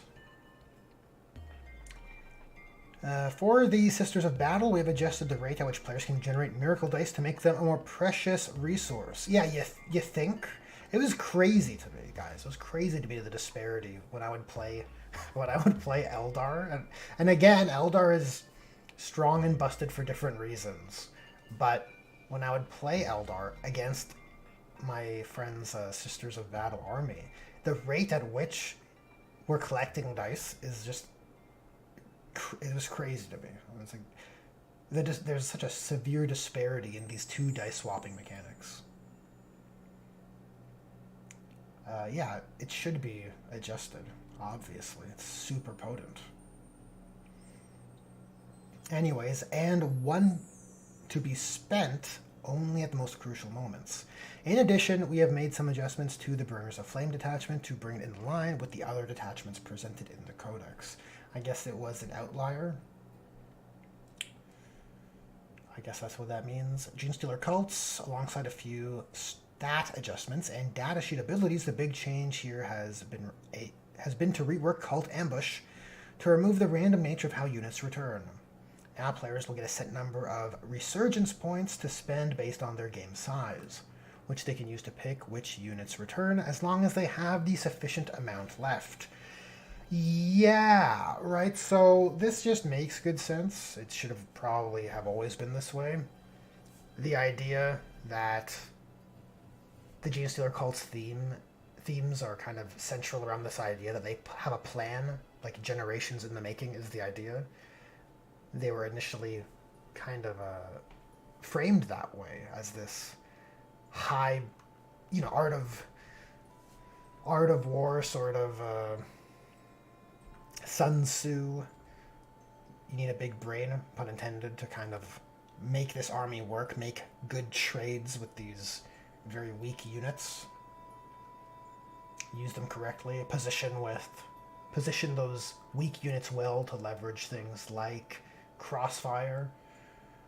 All of that was removed and replaced with Cult Ambush to kind of just treat them like Skaven randomly returning in 10th edition, which feels so counter to the themes they were initially positioned with. So at least now, if they're returning, they're not random. You can choose what tactically makes sense to recoup. I think it's probably stronger thematically forward, and probably stronger mechanically as well, because, luck can screw you. It could also bless you, right? You can just keep getting units back forever if you keep rolling, but it's probably better this way. Space Marines, if your army does not include units with the Black Templars, Blood Angels, Dark Angels, Death Watch, or Space Wolves keyword, you are getting an upgraded version of Oath of Moment. This is designed to even the playing field between players who want to use Codex Space Marines as opposed to those who have their own unique Codex supplement to draw from. Duh!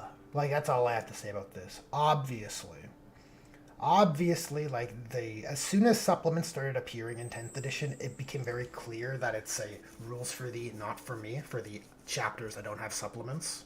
Because those other chapters can dip into their detachments and leverage all the benefits of their named characters, but other detachments could not in the same way use their detachments.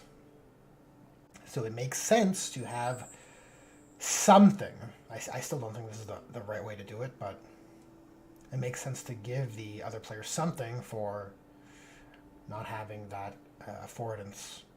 This is actually beautiful. This looks amazing. Don't love how GW paints Salamander's vehicles, but as far as model photography goes, this is awesome.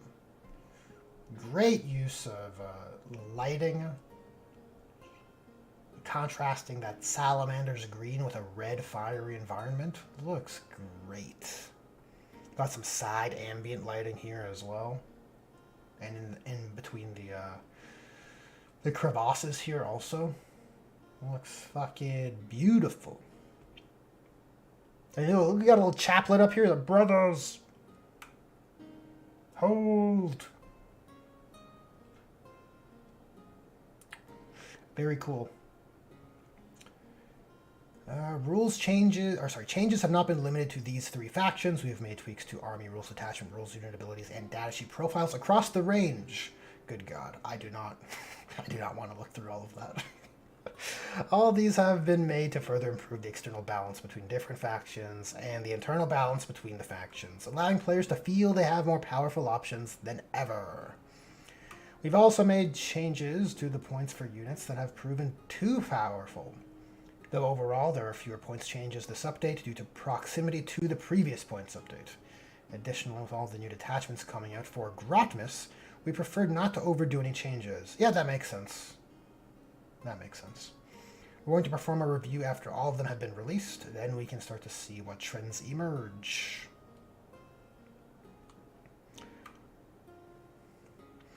Pollock says, still sounds to me like we buffed Ultramarines, lol. Yeah, probably. And Pollock says, oh, by the way, what's the primer you used? It's been ages since I brushed on primer, and that looks very nice. The primer I use to brush on is... yeah, let me just hold it in front of my camera, even though you can't see it. It is the Vallejo Surface Primer.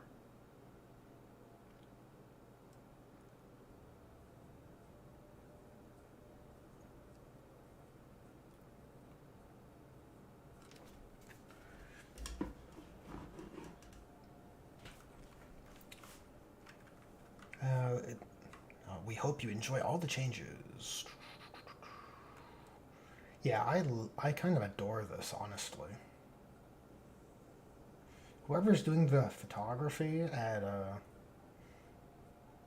Games Workshop is killing it, in my opinion. All right, so the balanced data slate here, new or revised text is presented in red. That's handy. I like that. So, stratagems that affect AP, such as Armor of Contempt. That effect is changed to say until the attacking unit has finished making its attacks. Each time an attack targets your unit, worsen the armor penetration characteristic of that attack by 1. So it's way less useful for shooting, since usually multiple units will, typically players will have redundancies to get rid of what they want to get rid of. So it's not nearly as valuable. In shooting, you could have multi-charges, but it's usually not the case. But maybe people will commit to that now, given that Armor of Contempt can't just hold units to that same capacity. So that's an interesting mix-up. I kind of hate Armor of Contempt because it became such a auto every turn I must use it, and then because of that you don't really key into the kind of mechanical pillars of your toolkit because your CP is fighting. Well, it's limited, right? You can't really lean into the unique things you can do because that Armor of Contempt is too much of a crutch. We have the 3-inch restriction being changed to set up from 6 inches that they mentioned in the article as well.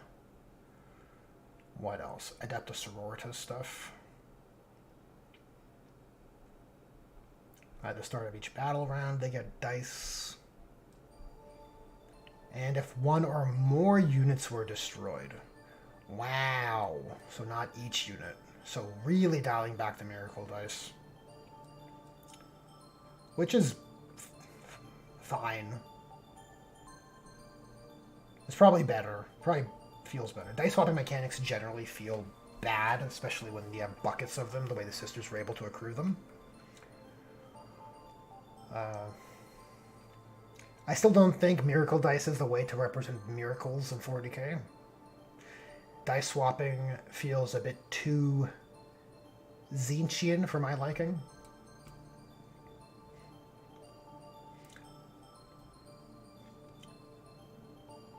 Oh, we have Custodies updates. I've really fallen out of love with the Custodies, honestly.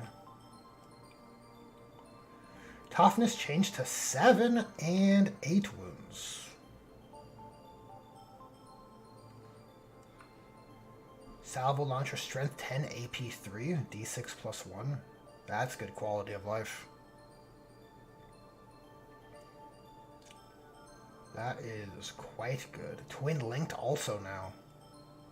So now your bikes can do your anti-tank. Which is what they used to do.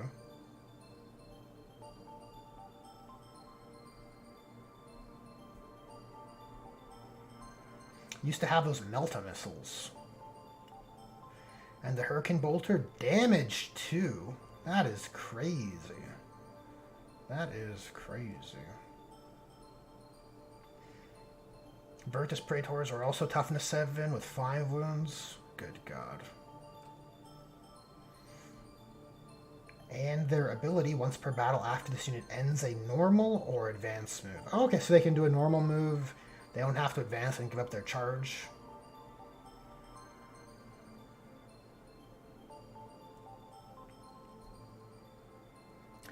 Tiametver!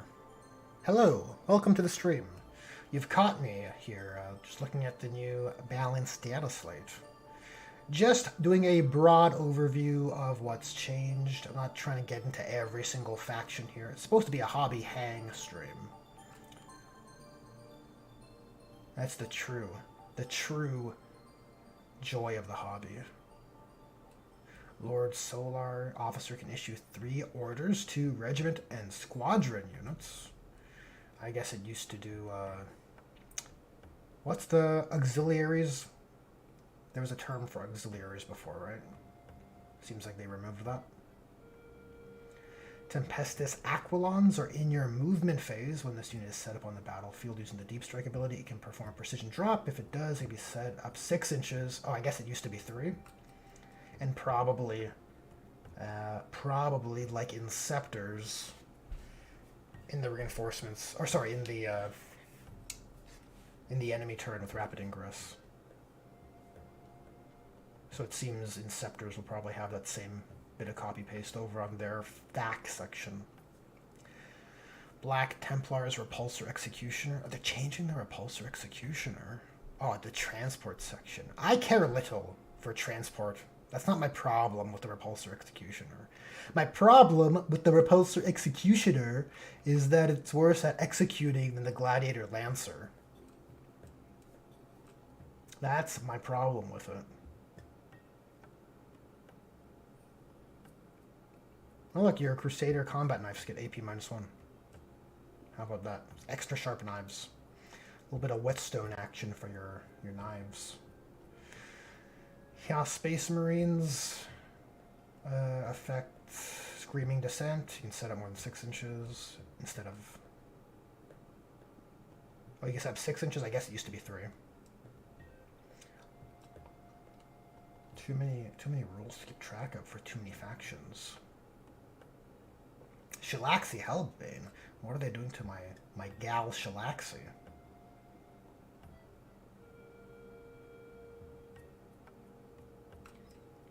Oh, nothing. Just screamers. Oh, improved weapon skill. Look at that, a little lamprey bite. Anti-monster and vehicle 4+.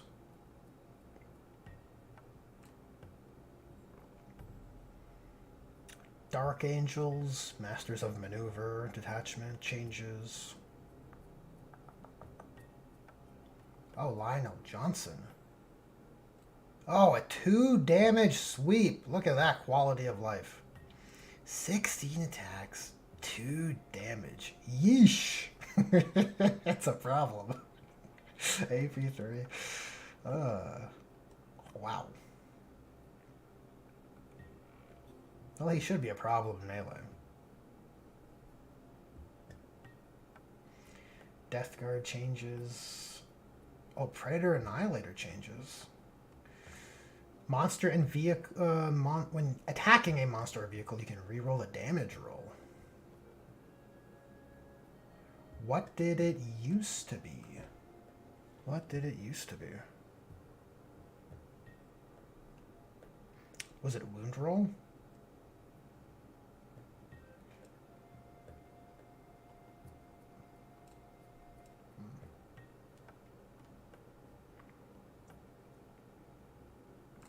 Gene Stealer Cult changes. Oh wow, look at that. Oh, a big old block of text for them. That makes sense. It's kind of a whole new pillar to their detachment toolkit. Or their army toolkit. So you have 10 resurgence points in normal games, standard games.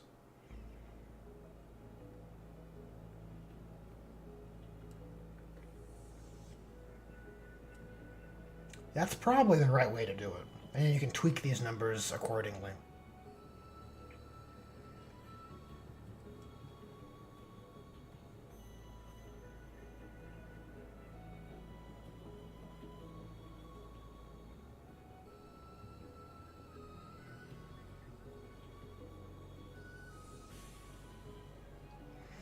Imperial Knights. Doesn't look like anything is there. We have Orc changes, Necron changes, Annihilation Protocol Detachment Rule. How about that? How about that? I love me the Annihilation Legion. Each time a destroyer cult from your unit from your army makes a range attack that targets the closest eligible target, add 1 to the AP. That seems much better. What was the initial rule? I care a little bit about my Mefrit and my Nefrek. Is that right? Mefrit and... No, it's Mefrit and Novak. My Mefrit and Novak legions.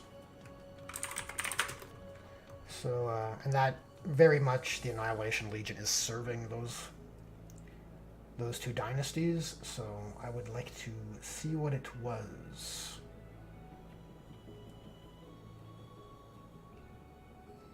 Annihilation Legion Detachment rule is...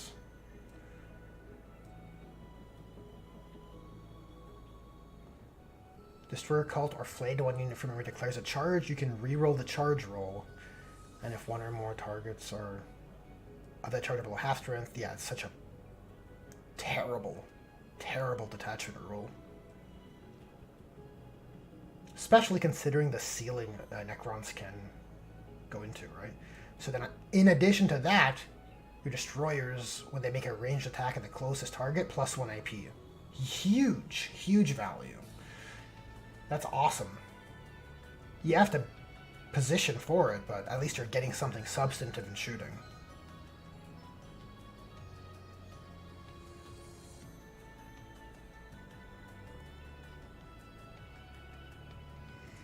Orcs Wa, if your faction is Orcs, once per battle, you can start at the start of your command phase, you can call a Wa until your next command phase.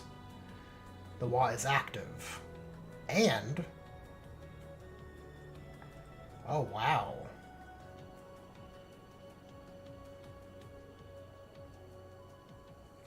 They've added a bunch of not complexity, it sounds so negative, but they've added quite a bit of an extra layer to the Orcs detachment rule. Not for Green Tide, but for Bully Boys, at the start of your command phase in a turn in which you have not called a Wa, if you have one more War Boss models on the battlefield or embarked on a transport that is on the battlefield, you can call a Wa for a second time this battle.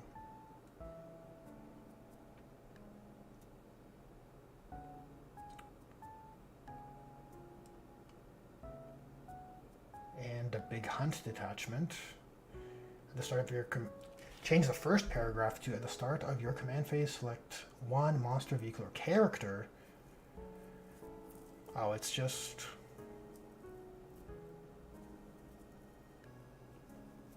adding the character keyword.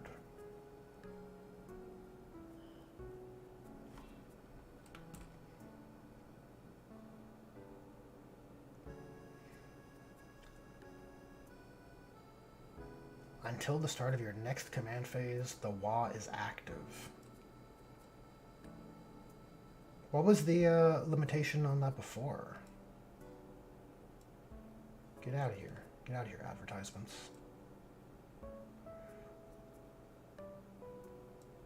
Now this has got me curious about my Orcs. I quite liked the simplicity of the Orcs detachment. I rated it very... It's probably my favorite army rule for that reason. Seems to have a sort of beautiful simplicity, which is very apt for the Orcs.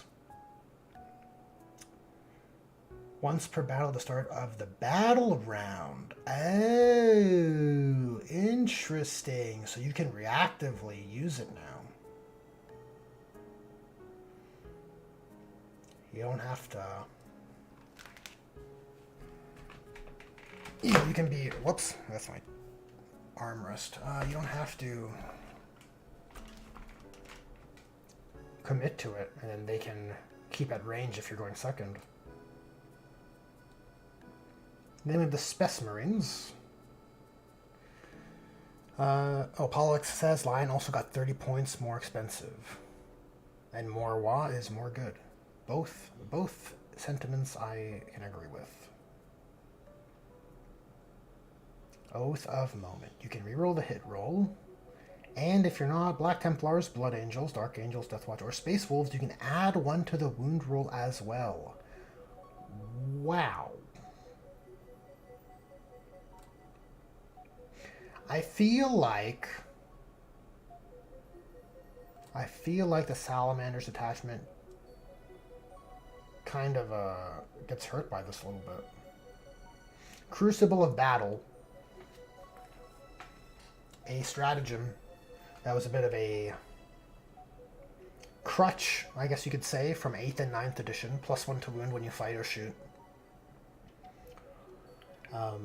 Has heavy conditions in 10th edition.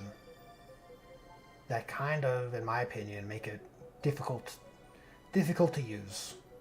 But now you have the means to dole that out with your Oaths of Moment. Kind of like why would I try to meet those steep conditions for my Crucible of Battle if I have Oaths? If I'm trying to get rid of something, I'm usually stacking Oaths with Crucible anyways. So now I feel like this change pushes the Crucible of Battle stratagem into further redundant, like not even redundancy, further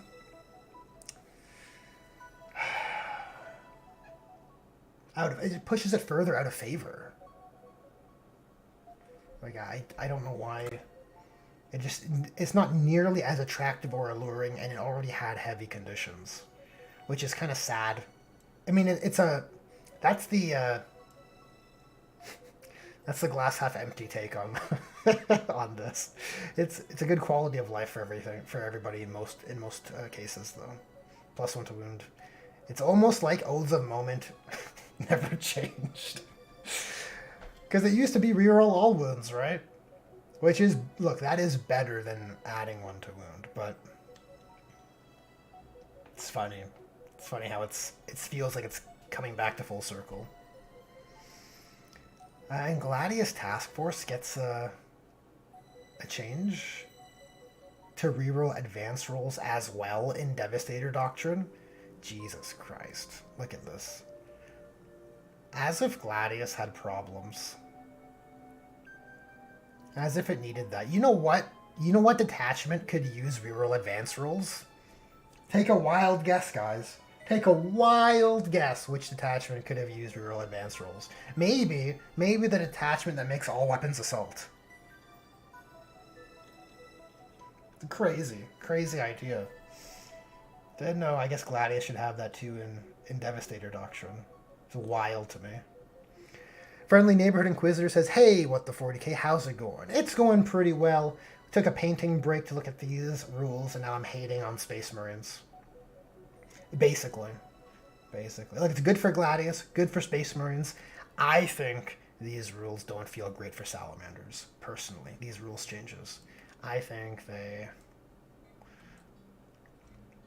sap a bit more excitement from their toolkit.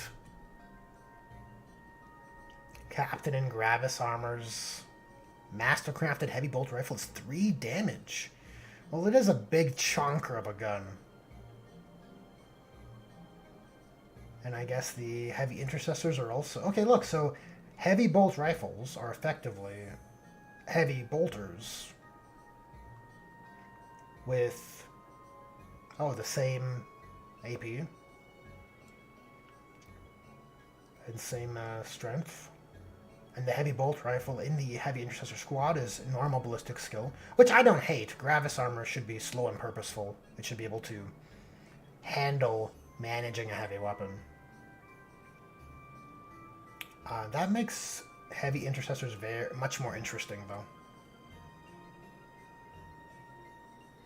Much more interesting.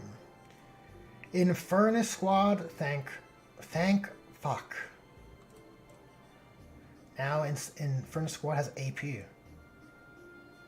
Who would have thought that's useful? And you're ignoring cover, so at least your AP will carry.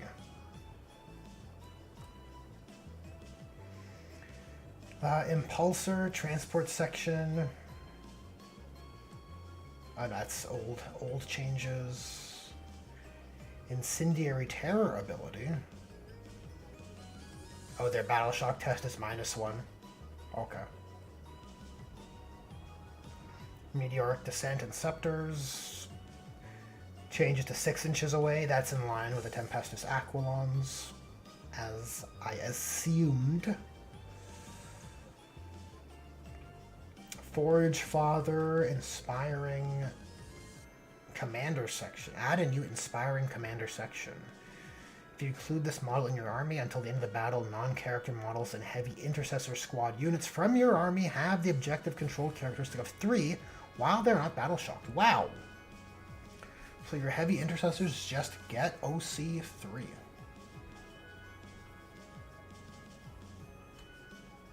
I feel like GW has heavy intercessors they need to sell. That's what I feel like. Cave and Strike also has Inspiring Commander. But it's for Assault Intercessors with Jump Packs.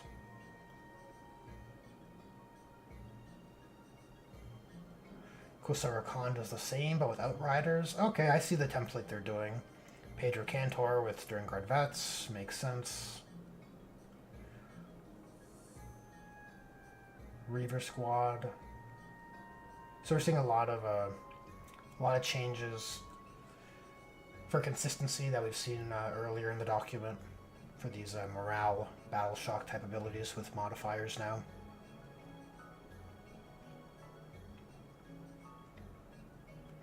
Repulsor transport section.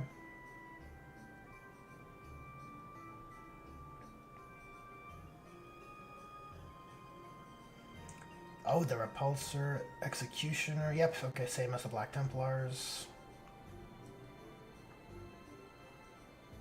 And what else we got here? Oh, Rabute Gilliman. At the start of your command phase, select 2 Author of the Codex abilities. Jeez, twice as good. Look, Gilliman's twice as good now. That's math. Stern Guard Vets. The Stern Guard Focus ability can reroll the wound roll.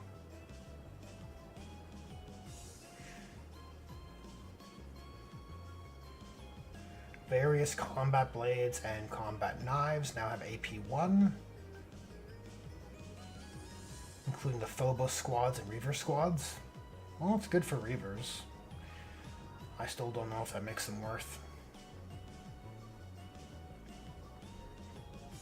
Tell you where Reavers are good in Kill Team. That's where they're good. Vulcan has stand as Inspiring Commander for Infernus Squad.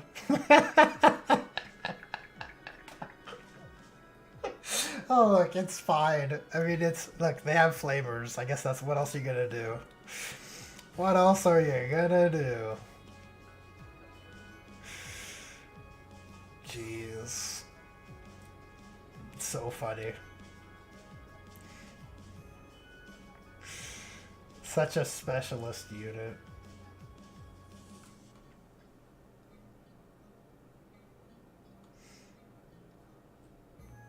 Seems like we're coming up to the end of the document here. Norn Assimilator now has Harvester. Makes sense. Harvester. Trigon Subterranean Tunnels. Probably changed to 6 inches from 3. If I had to guess. Keeping things in line with the broad changes of the balanced Dataslate. World Eaters just have the Annihilator, Predator Annihilator, in line with everyone else's.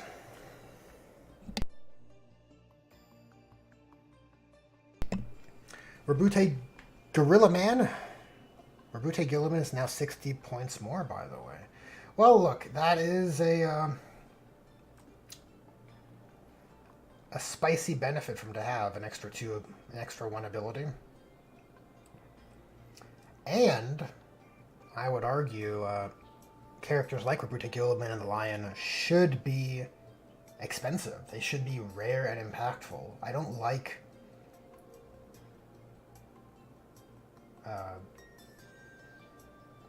addressing balance with purely points only, right? Like, it's good that there's rules being incorporated to kind of make things feel valuable.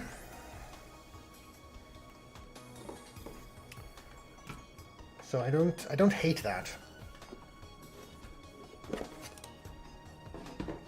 All right, we're a little over time, but I want to paint a bit more. I feel like I barely did any painting because this balanced Dataslate was dropped on us.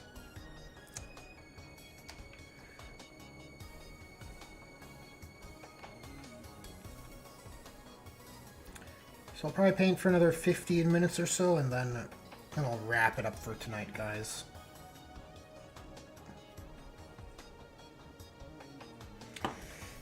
Apologies for the lack of enthusiasm. I'm just kind of not overly on the 40k train at the moment. It's not sparking much joy for me.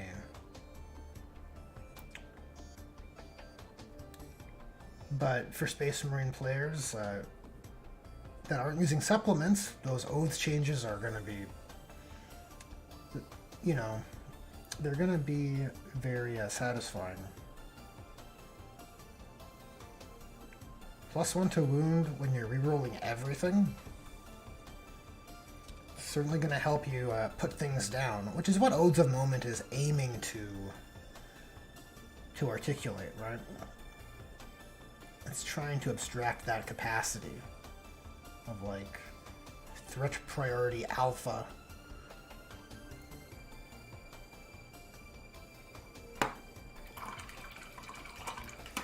Pollux G says, sounds a bit intimidating though. He now costs more than all 3 of my named characters combined. Well, I mean, he's a Primarch. I don't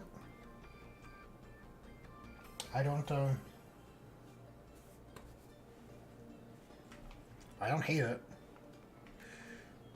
Should be expensive.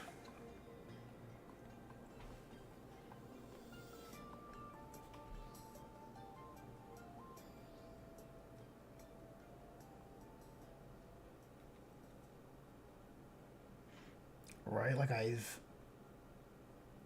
caught wind of the Norn Emissaries points going down, I think.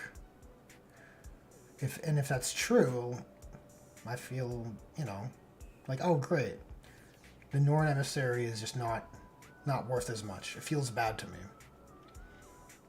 I feel like certain units ought to be very expensive and highly potent.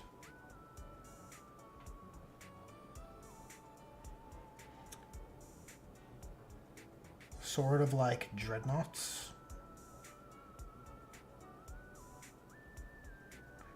Dreadnoughts, Greater Demons, Primarchs.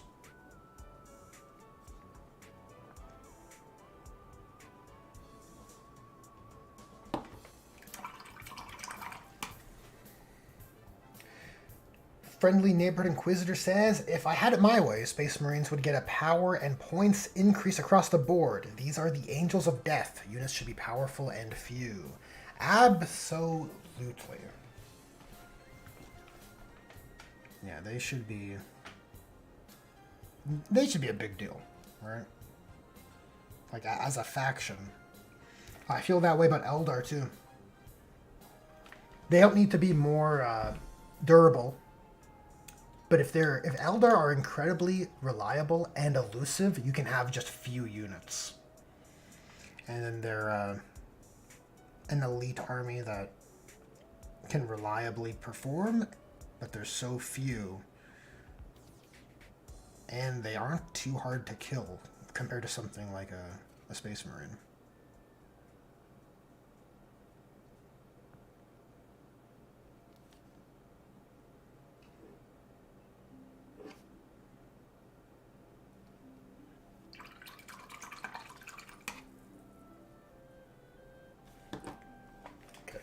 Let's do some base colors. Let's do the purple armor. I'm trying to think what would make for a decent thumbnail. Well, before and after, like I usually do for these streams. And I think the purple armor, at least, so it's not just unpainted or just black primer, might go the distance.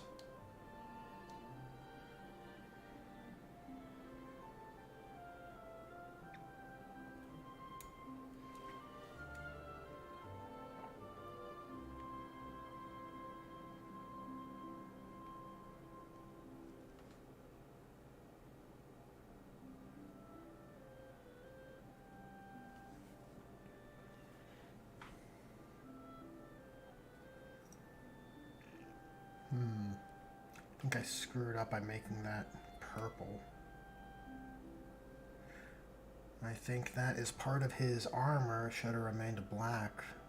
That ring where his arm sockets into.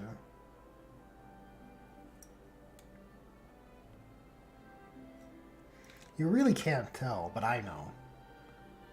I will know.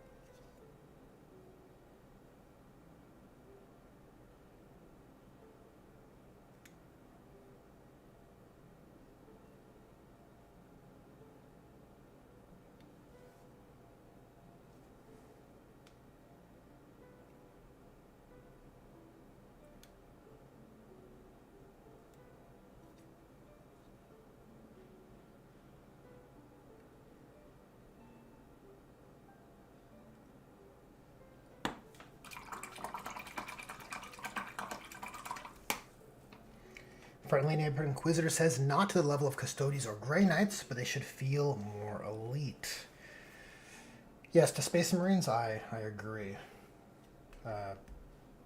So it causes a bit of a problem, I suppose, in the board control situation, but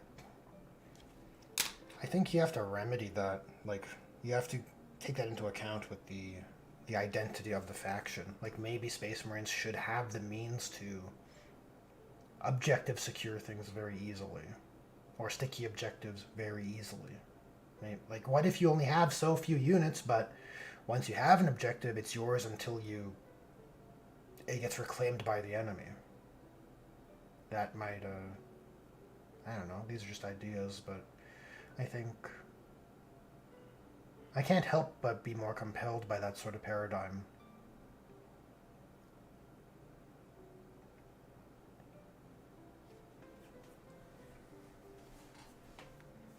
Right? Or maybe it's maybe it's worked into Oaths of Moment in some way, where Oaths of Moment isn't just I pick a unit and I have rerolls or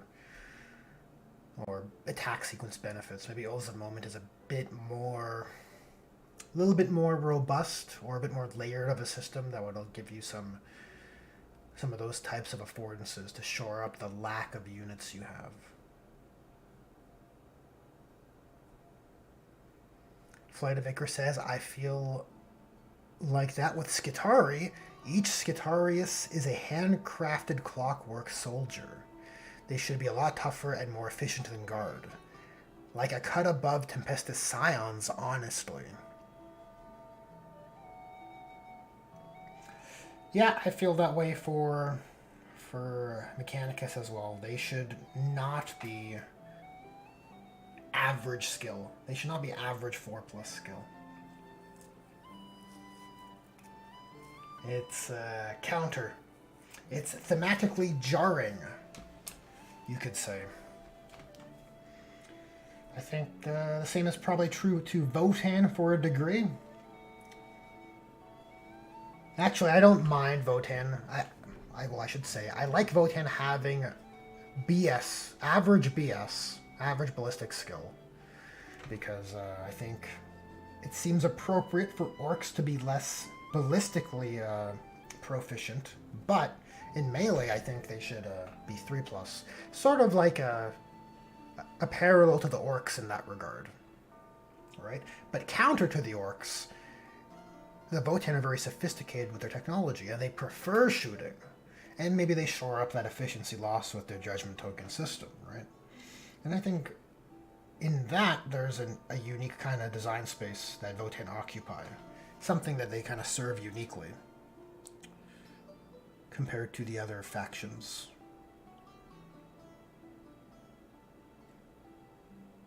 And then you could have your outlier like units in there, like the Berserks, who actually lean into melee.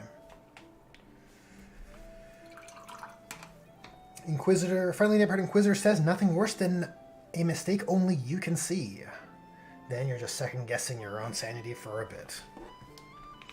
Yep, I hear that.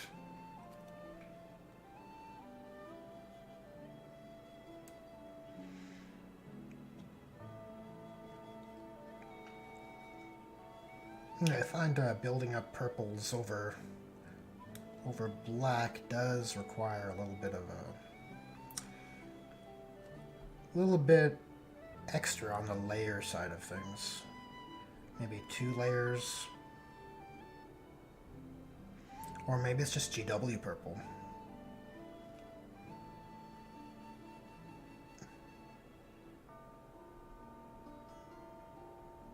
I don't hate this color.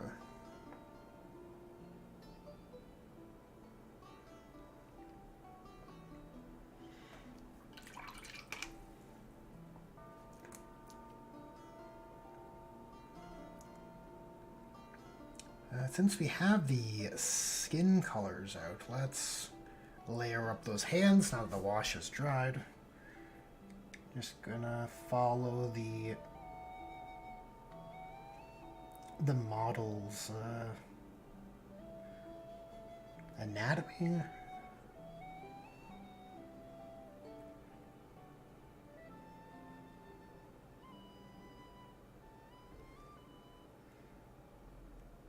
Just try and accentuate whatever the wash did.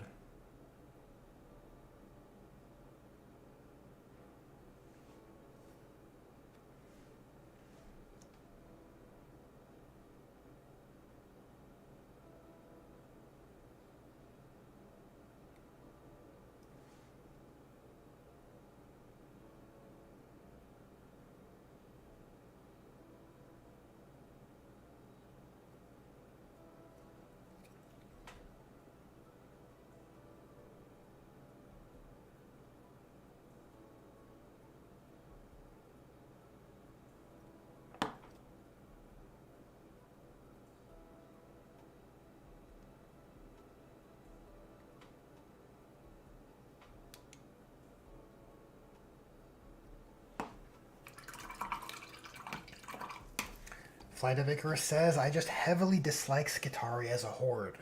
If there's a horde admech, I'd much rather it be tech thralls and servitors. Yeah, that makes sense, right? That's your low quality side of the army, the machines that are sort of built for menial work, right? I suppose you could frame it that way.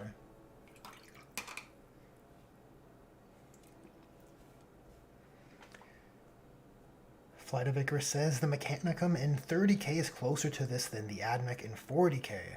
I just get the sense sometimes that I bought into the wrong army. Yep, big sad. I'm so sorry to hear that, Icarus. That's the outcome I always advocate against. Rules management that sort of punishes the hobby effort, unfortunately. In this case, it's not a lack of updating or rules changing. Well, I guess it is rules changing, right? They just chose to make Admech a horde army for... I don't know why. Like, the logic of Space Marines being elite is like, oh, they're transhuman. They are beyond a mortal man's efficiency and like proficiency and skill, right? They are elite. The Admech are more transhuman than the Sisters of Battle in that regard. The Sisters of Battle, in my opinion, should not be a BS 3-up army. They should be average skill, but they should have some real jank with their miracles, I'll tell you. I think that would make things very interesting.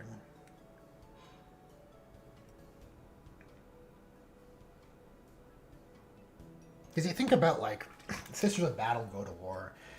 They have ceramites, so they're tougher than your average soldier, absolutely. And they have bolt guns. That's a big deal.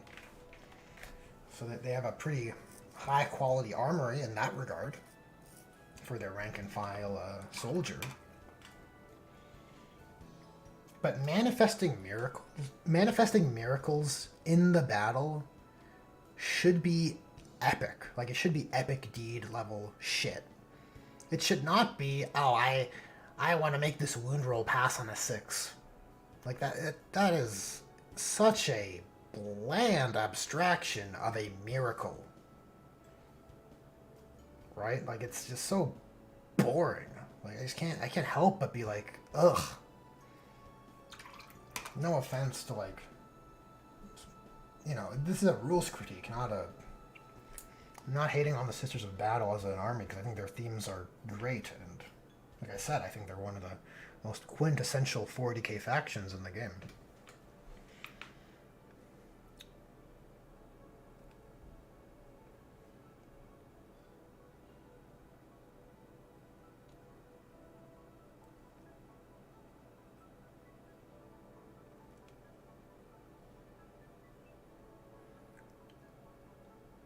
But Miracle Dice is so... Like, yeah, maybe you have the means to make a dice pass as part of that miracle system for the Sisters of Battle, but that should be the most boring option. There should be, like, get back up from the dead kind of shit, stay alive for a round, heavy feel no pains, or heavy invulnerable saves, like Archon's Shadow Field. Like, I think that's kind of the design space you want to play with. But turned on at pivotal moments through accruing some faith point type currency. Because whenever you read Sisters of Battle in the lore, in any novels, that's how the miracles are depicted. It's not like, oh, and her aim was true, and she hit when she was such a hard shot to hit. It's so boring. Welcome, Warpforge. Welcome to the stream. Probably won't be going on too much longer. Let's just do our base colors, and then on a future stream we can do the leftover effects for the glowy bits and maybe the overall wash and the layers. Yeah, let's just do base colors. Then we'll wrap up. We'll wrap up today.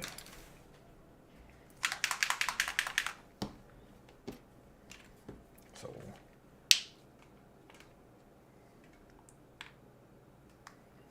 get a bit of metal color. I want to mix some black primer in here just to darken it a bit.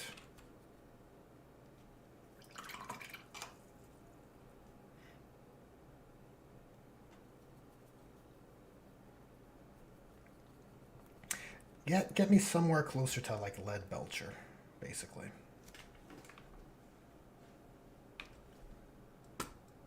Oh look, we expired the soundtrack. How about that? I blame the balanced Dataslate. It's just such a time sink.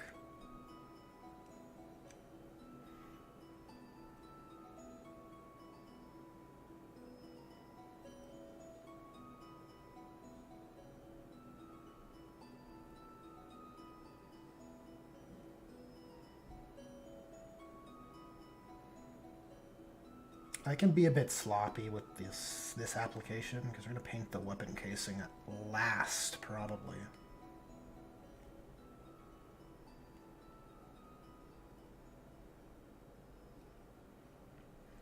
We have a buckle here to paint. Uh-oh. Shouldn't have been so lazy. I should have got my more precise brush. And we have an error.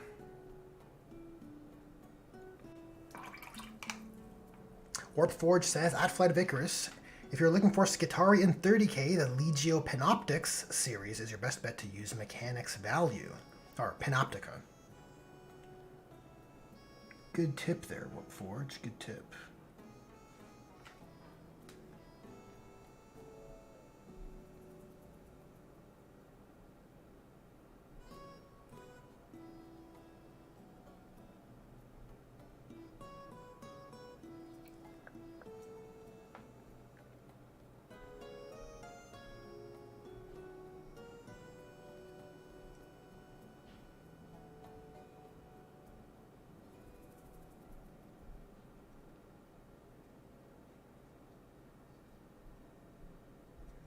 Look at this, he got some metal plates on his boots. Well, they appear to be metal plates, so I'm going to paint them metal. Now they're metal plates.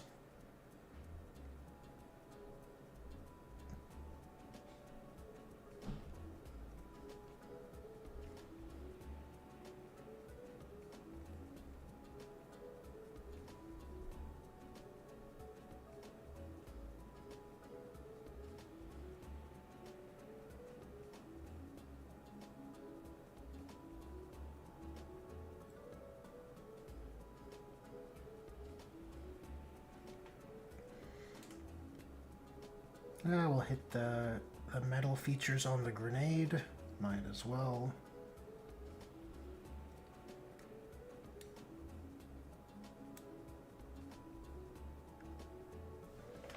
What else? Any other metal features?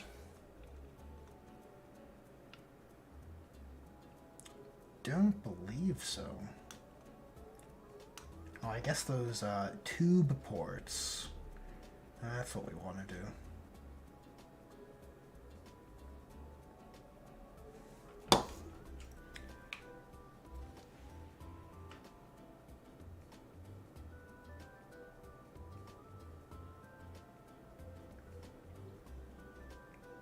Oh, I guess, and the buttons, right? He's got to be able to fasten his jacket.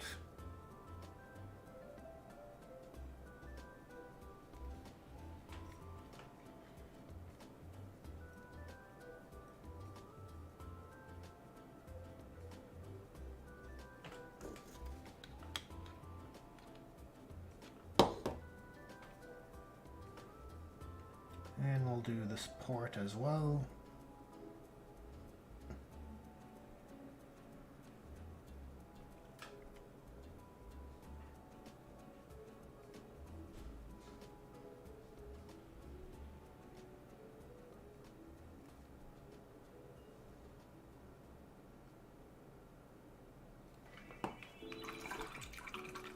Pollux G says, I think my message got eaten. Which one was the bad word? That is a question only the YouTube gods can answer. Actually, they won't answer. You'll never know. You will just be silenced.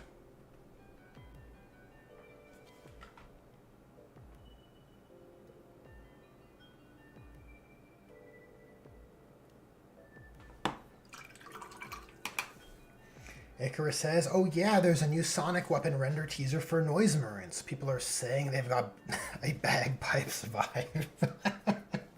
I did see the render. Yeah, it looks fine, you know. I'm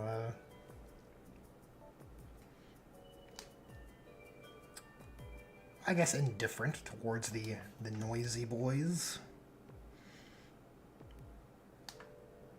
I know Noise Marines are the poster boy, the exemplary cult trooper, but I am much more keen to see what other units they have. What other sorts of specialists? Specialist squads.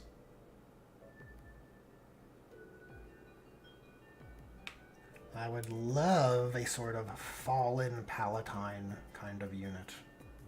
A fallen duelist unit for Lucius to roll with, you know? That kind of... that sort of theme appeals to me more.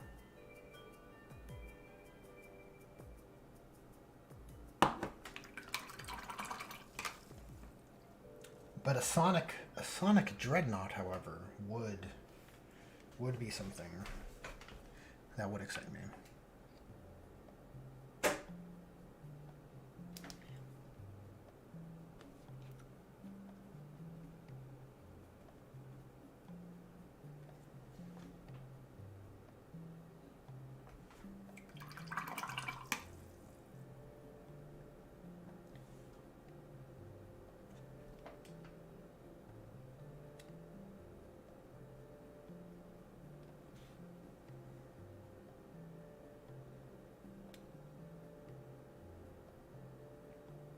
Okay, so I am thinking maybe we'll leave it here for today. Already going on longer than I planned, so it's probably best to wrap it up. Perhaps tomorrow this guy will be done.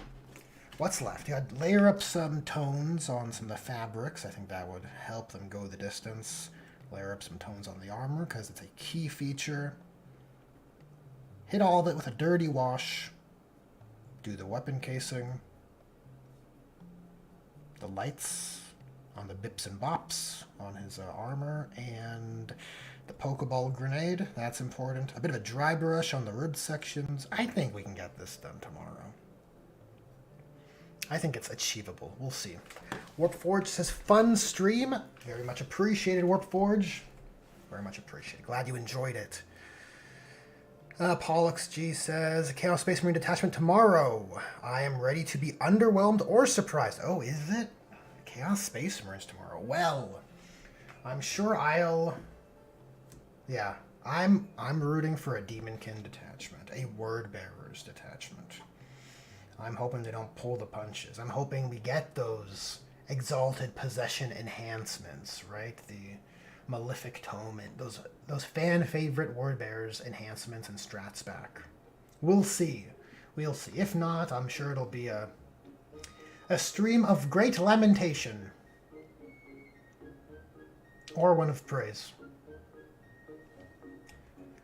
Anyways, guys, if you made it to the end of the stream, you guys are the real hobby heroes. Thanks to everyone who tuned in, shared in the hobby camaraderie, and engaged with the channel with chats and likes and anyone who subscribed and all that good algorithm channel interaction stuff. But with that, I must leave, and I'll catch you in the next